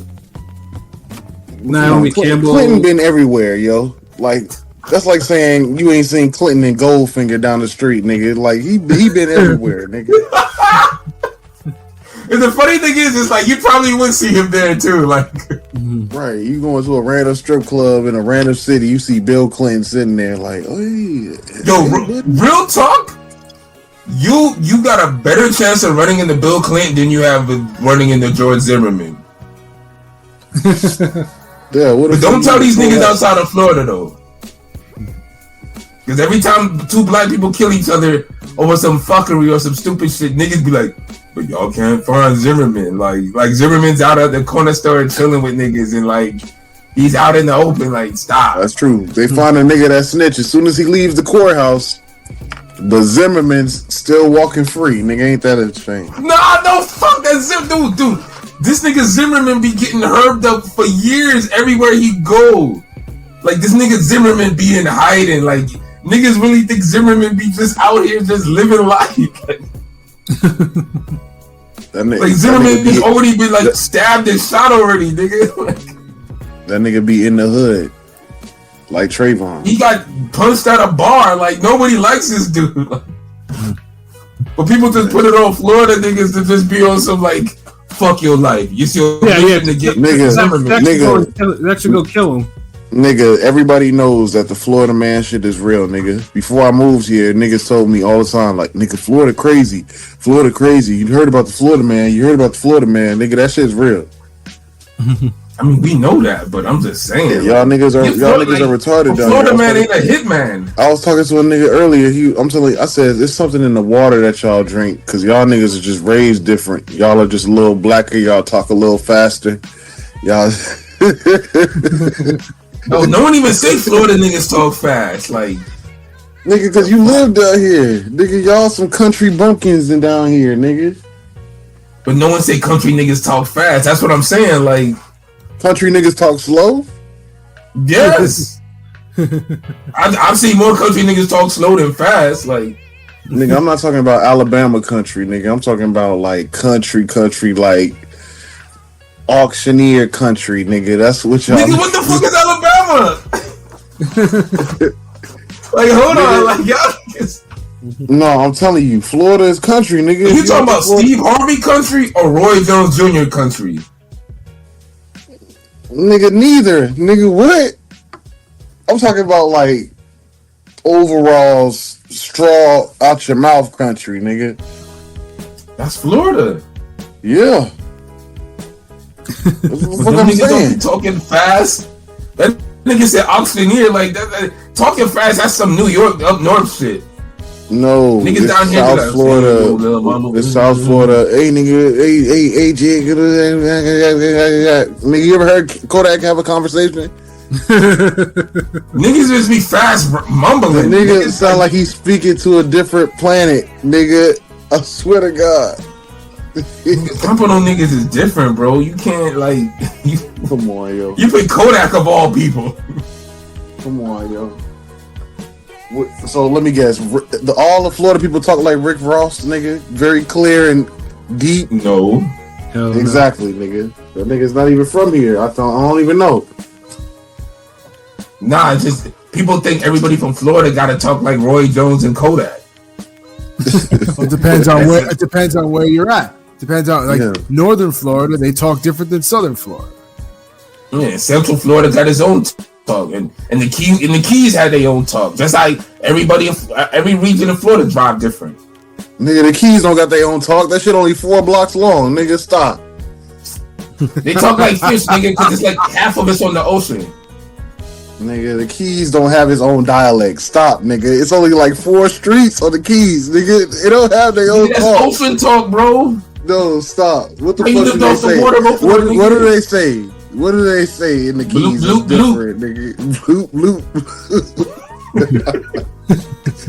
You coming from a place that y'all don't even have beaches, nigga. How you know how niggas on the we beach got talk? man-made beaches, nigga. That's a beach. That don't count. What the fuck's a man-made beach? Sand That pouring sounds like in some the Eddie middle of the Hearn shit with his man-made arenas. No. Yeah, we gonna They have probably- a Toronto Baumgartner title fight on the beach. Yo, we got a man-made beach here in Wyoming. That shit's fire. By the zone with match room, nigga. Nigga, you would love to go to a beach without salt water, wouldn't you? Wait, what? A beach without salt water, nigga. Then how is it the beach without salt water? Like, ain't that the appeal? Nigga, what makes a Hold on, beach a if the beach? beach don't have salt water, aren't you Nigga, jumping in a sand big ass tub? sand makes a beach, nigga. It doesn't matter what type of body of water it is. Sand makes the beach.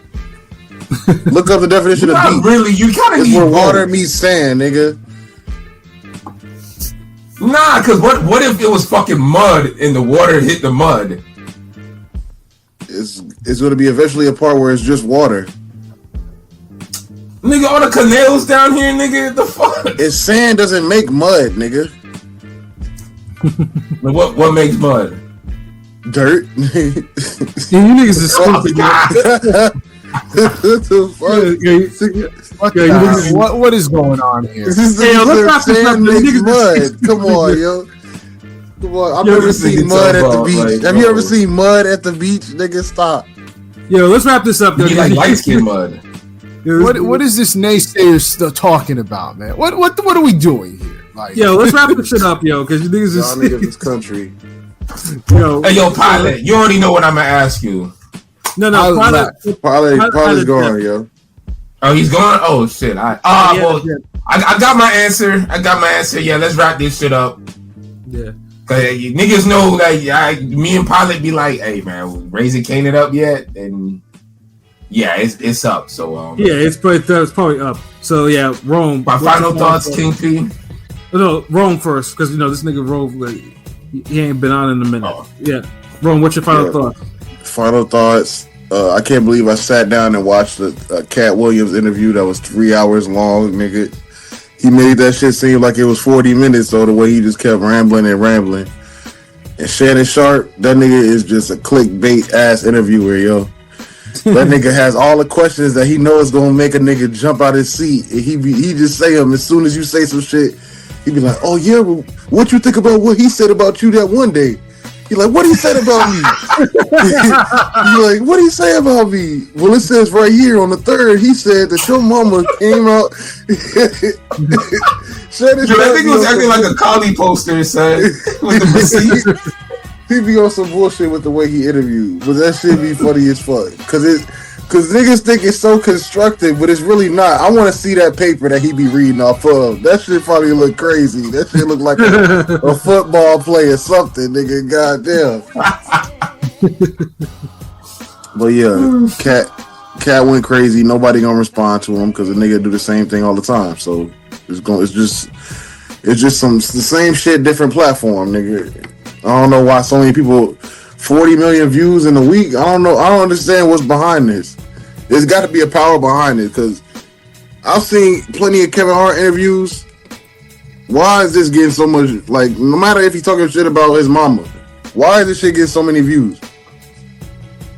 It's like, nobody gives a fuck about Steve Harvey right now, Ricky Smiley, Cedric, or Faison. So why the fuck does this have so many views? Nobody's mentioned them niggas in years. He says it, bro. Yeah. Nobody's mentioned these niggas in years, so why does it even matter now? But all these guys, Faison Love been doing interviews for like years, running his mouth, talking shit. Mm-hmm. All these niggas, fucking. You see, Kevin did respond. He was saying some shit on that one TV show. But that shit don't got 41 million views. Because Kevin Hart, that goes back to what I was saying about Chappelle and Katt Williams. Like, both niggas is probably equally funny, but one nigga ain't funny in the sense where you could put him anywhere, put him on a podcast, interview this, and you get that type of diverse content, intellect content, and jokes and just fuckery all wrapped in one where it transcends demographics and everybody wants to see it and talk about it. Like, Katt Williams is just super polarizing. Right. More so than Dave Chappelle. Nigga, I know more niggas that seen this interview than that seen Friday After Next. Damn, we need some new niggas. You know what I'm saying? For real. Like, niggas know Katt Williams more off this. I'm saying, like, old white people, hey, you seen that new Katt Williams interview? He's going in on Steve Harvey. They just know about Steve Harvey. They don't even know this nigga was Money Mike or nothing. Like, come on. But see, but that's the thing, though, like, I'm saying there's a reason. Remember, it's been buzzing. That's my final thought. That's my final thought. It's something behind this Shannon Sharp push right now. Something's going on. I mean, he's been to Illuminati parties, nigga. Nigga, that shit was a Cap story. We'll see this shit. We'll see this shit. We'll see what happens in a couple of weeks, nigga. Because I guarantee you, I don't know. It's something coming with this from Shannon Sharp, not from Katt Williams. All right, King P. What about you? Good in it. Good episode. Wrap this up. LB. Great episode. Let's wrap this up. Next week we back on the music shit. We killing it. So be prepared. Like, really be prepared. We going in next week. We gonna have a good time. More shit on the way. Gonna get some pound for pound lists on the way. More training videos. Got a bunch of new training shit that's gonna be up on TikTok and YouTube, so make sure you rocking with us. Gonna get in this music shit as well. Probably drop a new song this year. I mean next month or so. Like I said, this year. You said like I'm Terrence Crawford. I'm gonna be the best rapper with just one song a year, nigga. But real quick. He riding a high horse off that Earl Spence win too hard, yo. Like, I'm gonna need. I know, right? Oh my god, like that shit. Like you would think this nigga beat Muhammad Ali and Mike Tyson at the same time. The way this nigga talking. That's all I'm saying, bro. It's like like Pat said, you beat a hurt nigga. You beat a nigga that passed. What did you say, Pat? He was car damaged goods. Is what Pat said. That's what Pat said. That niggas is admittedly not even Hall of Fame worthy, but we're still talking about this fucking fight. Like, you beat a nigga 3 years after you were supposed to beat him, and now you talking like you the greatest shit since sliced bread, nigga. Dude, real talk. Crawford Spence is now the J-Rock to like is like Like, you know how J-Rock is like that once in a lifetime highlight for Charlo all the time? Charlo could be just giving a speech. He could be having a fight 10 years from now. But you know that J-Rock highlight is in that shit. That's Crawford now. Like, that Spence. Like, that nigga. Like, no one will ever forget that. He won't let us forget it. Like. And he shouldn't. But yeah, no, it's cool. It's time to talk about what's next. Nigga, that shit was like 8 months ago. Like, nigga, what you doing now? Nobody gives a fuck. Nigga, Inoue became undisputed already. Yeah, now we watching Inoue fight 4 niggas in a quarter, nigga. Bodying them. And Inoue ain't talking about. Ain't talking down future opponents like, oh yeah, he's nobody. Nah, who is this nigga? Nah. He's like, nah, just right check. Oh, he's banned from Japan? Unban him. And then ban him after I destroy him. Yeah, Terrence Crawford should be at the point where anybody that tries to fight him, he should just take him out. That's what he should be doing instead of trying to, I gotta make my next one. I gotta pick and choose. I gotta make sure it's worth it. I gotta make sure that the dollars add up. I gotta make sure the like, come on, nigga. Who the fuck do you think you is, nigga? I know niggas is like, yo, the fuck, y'all. I still got the same energy from when he was asking that nigga for all that. Oh, let me get money on the paper. Let me see the pay-per-view numbers. All that shit. I'm still on that same. Oh shit. Yeah. I remember the Nike episode. Yeah, I remember. Who the fuck do you think you is, nigga? If you walk through the mall, nigga, nobody will know who the fuck you is, nigga. Yo, let me see. How much? What was? Let me see the paper receipts and shit for the pay-per-view for the last 17 pay-per-views y'all had. Yeah, get the fuck. What was the back end calculations on concession stand sales? Nigga, if I was in that boardroom, I'd be like, yo, who is this guy? And get him the fuck out of here. We'll sign another fighter. Talk about those boots contracts with that Black Prime shit. Where they at? I rest my case, but yeah, I ain't got nothing else to say. We got more shit coming on the way, and make sure everybody, if you fuck with us, stay tuned. Make sure you come here next Thursday at 10. Music show. We shutting shit down. New format. We killing it. Make sure you here and tell everybody we gonna do it big. So make sure you follow us on every platform so y'all can see the announcements and shit. Word. You know, I got too much to add on other than, again, we always thank you for supporting. We got the website, we got the YouTube, listen, like, comment, subscribe, and tell your friends to do the same, and we can all be friends, man, because we do this shit for y'all. We, like I said, the boxing, the animation, the rants, the music, all that shit. Like, no one does it like we do, you know what I mean? So, like I said, man, because, this the talent that we got, man. It's like it can't be duplicated, man. And like I said, I know you see that banner going across the screen. So yeah, we got that PayPal. So if you want to feel like contributing to the cause and everything, like go right ahead, man. But yeah, man. It's only thing I have to say is thankfully Deontay Jones is probably not on anymore or whatever. But the playoffs are starting in a couple of days, man. Let's hope for excitement. Yo. The Eagles are trash as fuck, and y'all niggas are out the first round, nigga. It's a wrap. Y'all gonna bet on that? I will. Well, I mean, the Bears, nigga, fuck the Bears, nigga. We looking at draft picks. Like, that's right. I like how you always say that. That's right. We're looking at draft picks, man. We thinking about next Super Bowl, nigga. We not thinking about this bullshit y'all got coming up. We thinking about next year. We thinking about our future, nigga. Yeah, but shout out to the NFL playoffs and shout out to, of course, Monday. Martin Luther King's Day. So if you're off, obviously, what you're off for and whatnot. And I look forward for a 3-day weekend, regardless. You know what I'm saying? But it'd be nice for black people that day. Yeah, it's only 3 days for niggas. Yeah, white people act like it's a regular day, and they get mad when you tell them it's a holiday. Funny things too. The more things change, the more things stay the same. Honestly, and that's one of them holidays that meets that. Didn't we just give you guys Juneteenth? Right?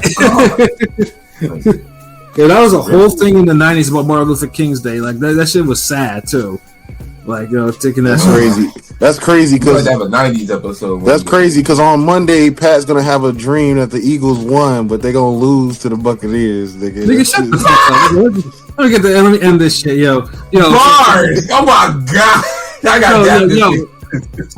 So for myself, Pat Scorpio doing one representative.